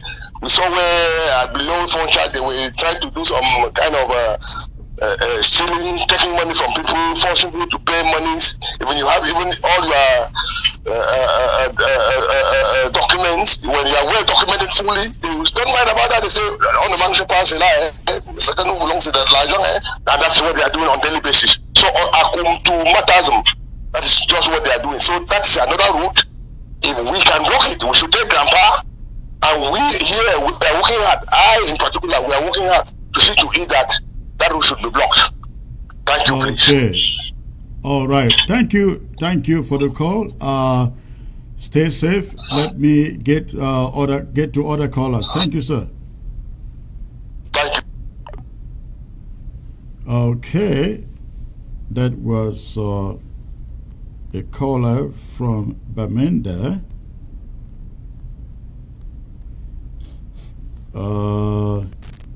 Hi, Secretary Chris. I will message instead of calling. I want Ambazonians to know that kicking La Republique out of Indian is a shortcut to ending this war. It is our collective duty to unite and support Indian. Ambazonia cannot leave the fate of Indian in the hands of Indianites alone, because Indian is too strategic for our nation. Okay, that's a message from a listener there. Let's get back to the phone and see who is there. This is a bad connection. This is a bad connection. Please check your network. Maybe call back. All right. Let's see who else has a message here.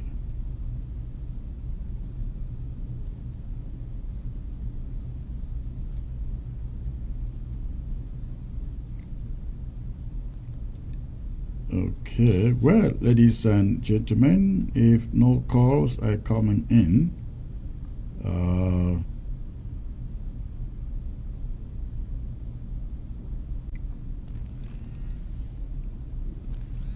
okay, well, still a bad connection, so your network isn't good enough. Your network isn't good enough. Let's see who next is calling. Hello. We lost that caller. Let's get to the next one. Connection issues.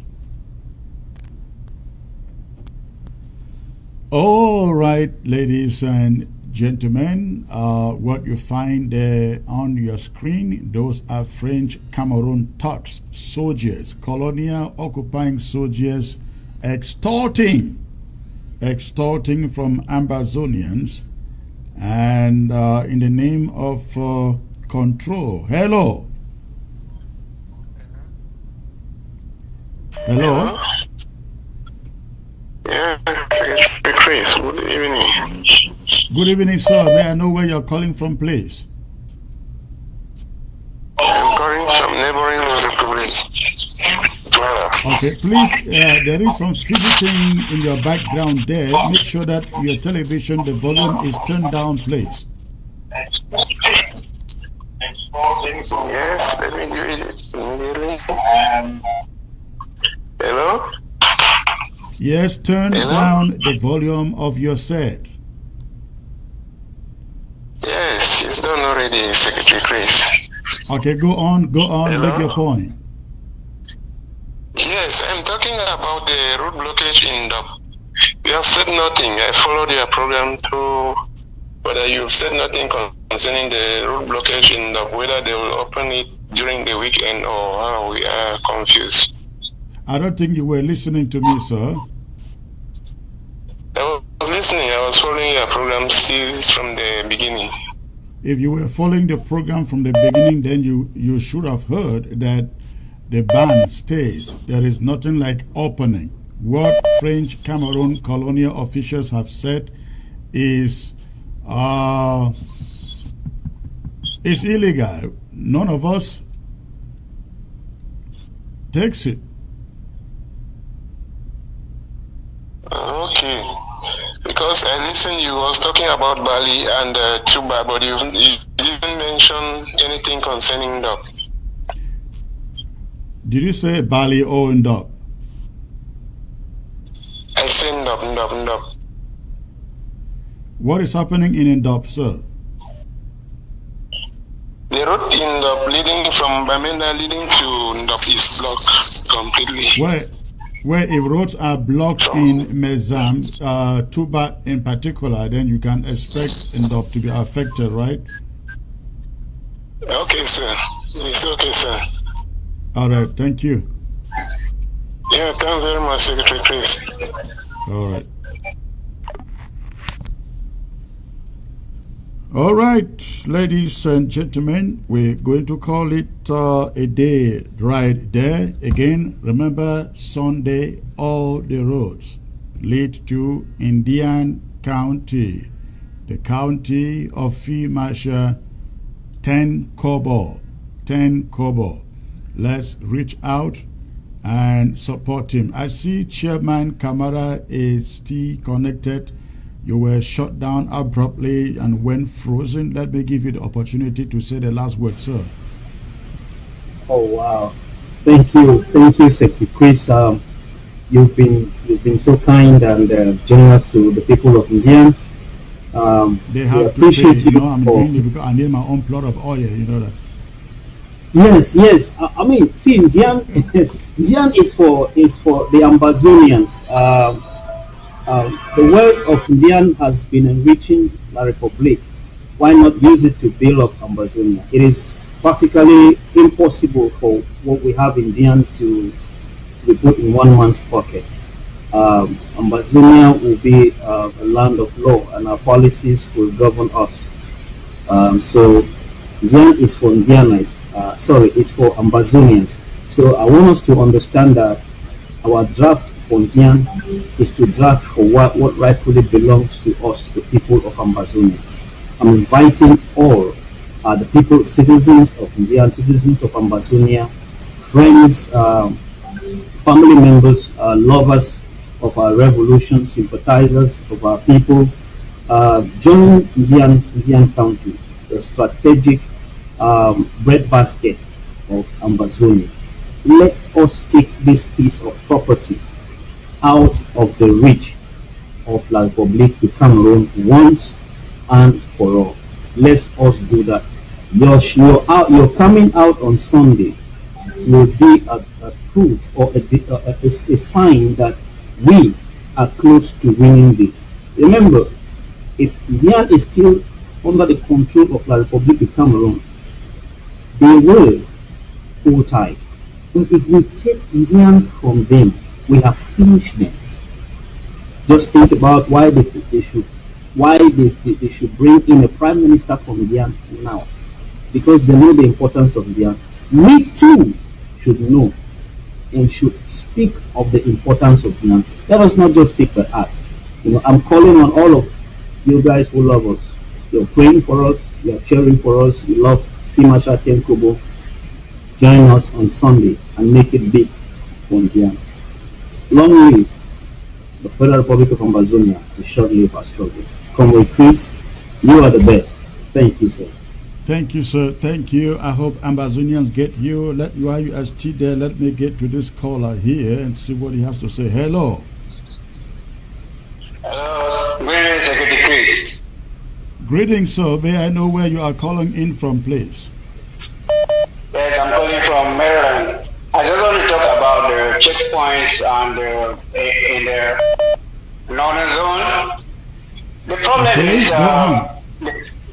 the problem is the population are supposed to help the restoration forces to make everything effective. If they leave everything in the hands of the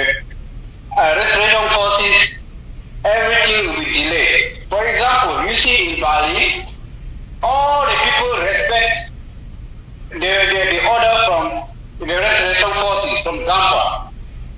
So now you see everything is working good there. But when other countries, if they don't follow, if they don't take the same decision, then it's not going to really work with other countries. Yeah, you are very correct. You are very correct, sir. In fact, we have kind of felt disappointed by other LGAs, the Bamendas 1, 2, 3s, the Santas, and so on, because we really think that they've allowed Bali to kind of carry the entire burden in that county. And I think it is time that they stand up. We hope that Tubah will stand up to the colonial officials there, and then Bamenda 1, 2, and 3 will stand up. Bamenda, I think, is one of them. If they do that, I think the burden would have been reduced for Bali. Thank you, sir. Thank you. Okay, let me get these other callers and see.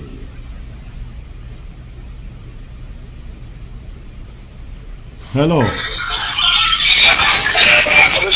Good evening, sir. Hello, sir. Good evening. Good evening, sir. May I know where you are calling in from, please? Yes, I'm calling from Kumba. This is Mombasa. Okay, Mombasa. How are you doing today, sir? I'm doing fine, sir. I heard you talking about the issue of the checkpoints and how the Republique talks disturbing our citizens, collecting their money, looting them, and all the likes. That's how it has been. And the worst case is here in Kumba. We are having the worst case here in Kumba. Yes, this is something that it was supposed to be. According to me, we were supposed to do this thing like the way the Taliban have done it. That's a very good example. But we cannot do. I don't know. It's very, very easy. The solution to all these things is in our hand. But how can we do it when most of our fighters are instead to fight the Republic, they have turned out to fight by their colleagues, all in the name of power. So the worst scenario is a case in Kumba. This person wanted that they should hear by him, this other one wanted that they should hear by him, all sorts of groups over one person. I'm the only one that is inside the town. But around there, a lot of people are just envious of me. I don't know why. The last 3 weeks ago, they came and collected, came and killed one of my soldiers. Collected the 2 rifles. I don't know to call names, I can do it behind. But the issue is very, very bad. They have met most of my soldiers that have fled to Nigeria. They have decided that they'll wait for them here anytime that the other soldiers will be coming to Nigeria, they will set them with the DSS. All the things have what? So the situation is here where we are seeing these things. Listen, I think the issue you are raising is something that can be handled within the LGA, not on television. I hear your pain, but get to your LGA chair. I don't know who your LGA chair is, and I know of the issues over there in Kumba. I really think that they should be sorted out. The leadership under Tony, I would say it. The leadership under Tony is a fraud. That leadership should be changed. Thank you. Unfortunately, we cannot discuss that here on television. Thank you. Thank you, sir.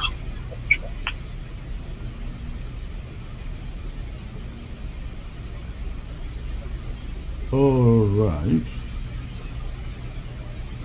Hello. Hello. Yeah, hello. Hello, sir. May I know where you're calling from, please? Yeah, Secretary. I'm calling from the US here. I want to make this quick contribution on the matter with Joe Ayaba and his resettlement scam. All right. Go on, sir. It's very important that I do this, and a lot of Ambazonians really need to know who Joe Ayaba is. He's someone who benefited from international law and the refugee program in Europe because of what he was doing as a student. But when he came to the time where he had to give back to his own people, where he had an opportunity that he could help, he extorted a lot of money from Southern Cameroonians. We have evidences of what he did to Southern Cameroonians in Nigeria. There was a time he took money from Francophones who had to pay for his bill, so he became a document. Now, when he wants to, he likes using a lot of word resettlement, and you think that is something mystical, or he has even an idea of what he's talking about. He is just an opportunist. Now, after slandering the interim government by grumbling and saying a lot of things based on the interim government's outreach in Nigeria or the press conference, he now thinks that he will use words to manipulate the people, as though, I like what you asked, how much has it contributed so far? We have a humanitarian crisis. Let him show evidence to Ambazonians what he has done, what did he do? So Ambazonians should be very careful and watchful, because this is another scam alert. Be careful. Yeah. When he starts contacting you, he'll be asking for money from you. He has done it before. And before he started asking for the IG to give accountability for my trip to Boya, I heard I don't follow him, but I heard on some platforms, and he was talking nonsense about draft and so on and so forth. Thank God for the draft. Ambazonia now has hope that Ambazonia can win a war.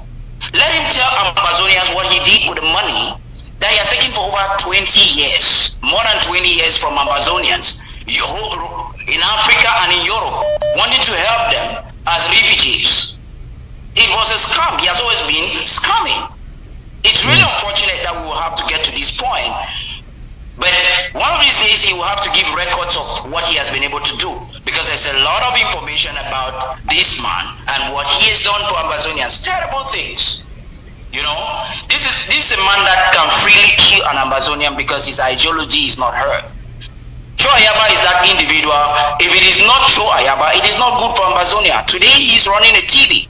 But this is the man that made a campaign and was telling the whole world, oh, the TV is not good for the nation now because we have to fight the war, blah, blah, blah, blah, blah, blah.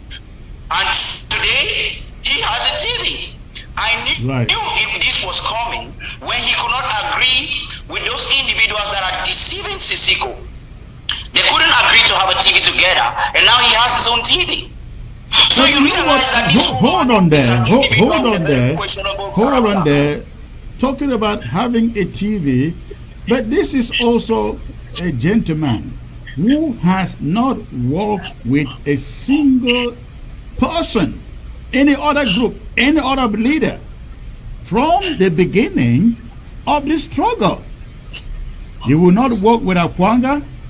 Akwanga visited him in Norway, got to the hotel, and he sent information that Akwanga should see his assistant. He cannot work with Akwanga. He cannot work with Bro Herbert. He cannot work with Sisiko. He cannot work with the interim government, Dr. Sako. He cannot work with anybody. He cannot even join and own SCBC TV with the guys in South Africa. You know, this is a young man. I think his behavior is an evidence of an individual that has inferiority complex. Once you're unable, he wants people. It is like I said earlier on. If it is not Cho Ayaba, it's not good for Amazonia. He's going to scheme. He's going to try to borrow words. If you look at him, he's somebody that doesn't have confidence in himself. He tries to impress people with language. And when you go and you make an assessment of everything he says, it's nonsense. There's no sense. There is no there is no value. There is no achievement. It's just about noise and noise and noise. And he does this every day. So Ambazonians need to know who this man is. If it is not Cho Ayaba, it's not good for Ambazonia. When Sisiko was arrested in Nigeria, this was the mastermind behind the campaign to destroy the IG or the structure that Sisiko left behind. Now, when he saw that Dr. Sako was not the kind of person he could topple, he did a lot of things, come with Lucas Asu in Canada, and all of this didn't work. He now wanted to partner with Sisiko in prison. It is really unfortunate. Now, when the partnership cannot go, on his platform, he is currently trying to minimize Sisiko and you know, it's unfortunate the people in South Africa, because of their ego, didn't listen, and they thought they were going to use Ayabacho. But Ambazonians are smarter, and now Ayabacho must have taught them that they were wrong all the time.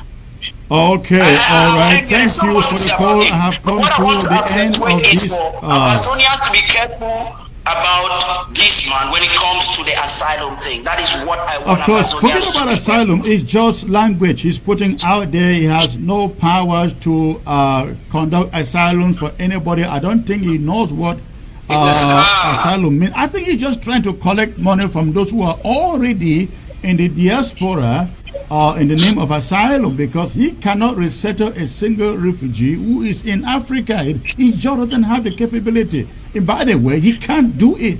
It is only the host countries that can initiate resettlement. All right, thank you, sir. Thank you. I have to run. Thank you for the call. Ladies and gentlemen, we will call it a day. Thank you for tuning in. I look forward to being back here next week. But remember, Sunday is Indian County. Let us go and draft for FM 10 Cobalt and encourage them. Let them know we're standing with them. Thank you for tuning in, and good night.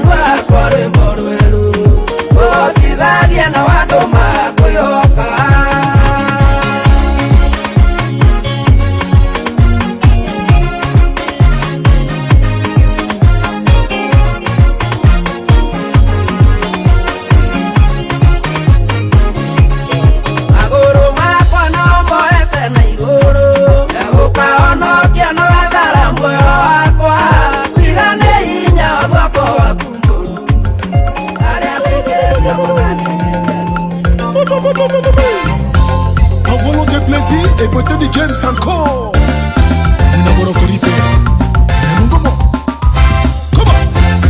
Bato eba subo roko ima se roko se rono konye miago se mokana nye denye wo.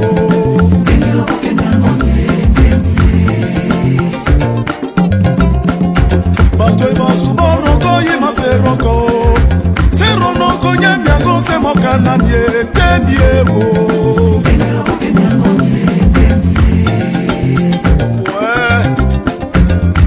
Mamweni denye denye.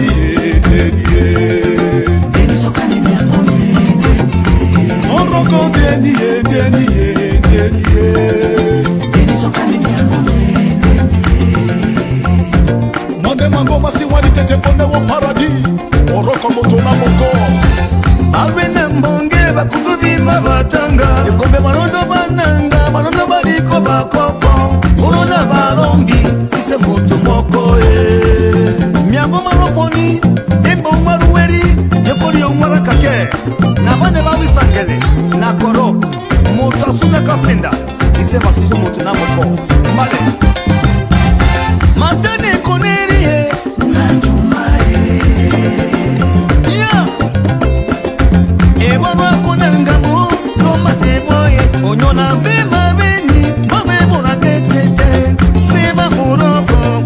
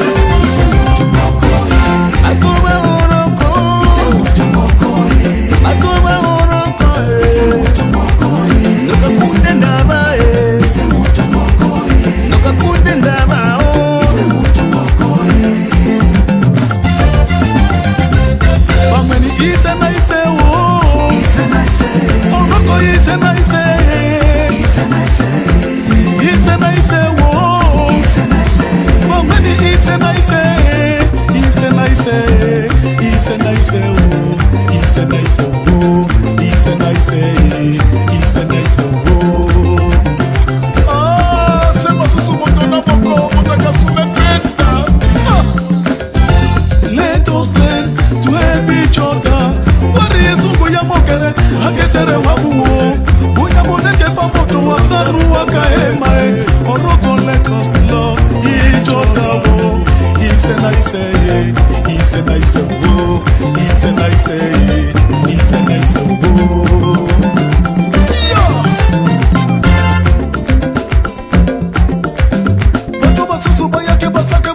Moi son mène comme ça. Comme ça, comme ça.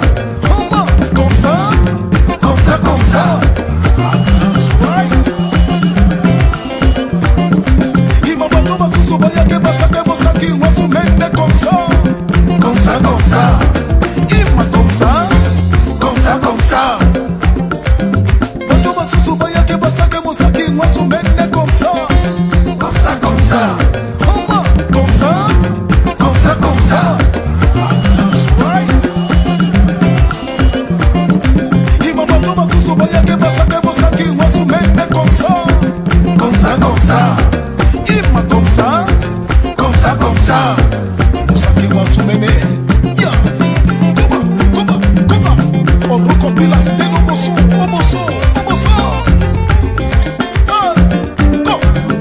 Trouvé sous son bail que passa que vous savez moi son mène comme ça. Comme ça, il m'a comme ça, comme ça, comme ça.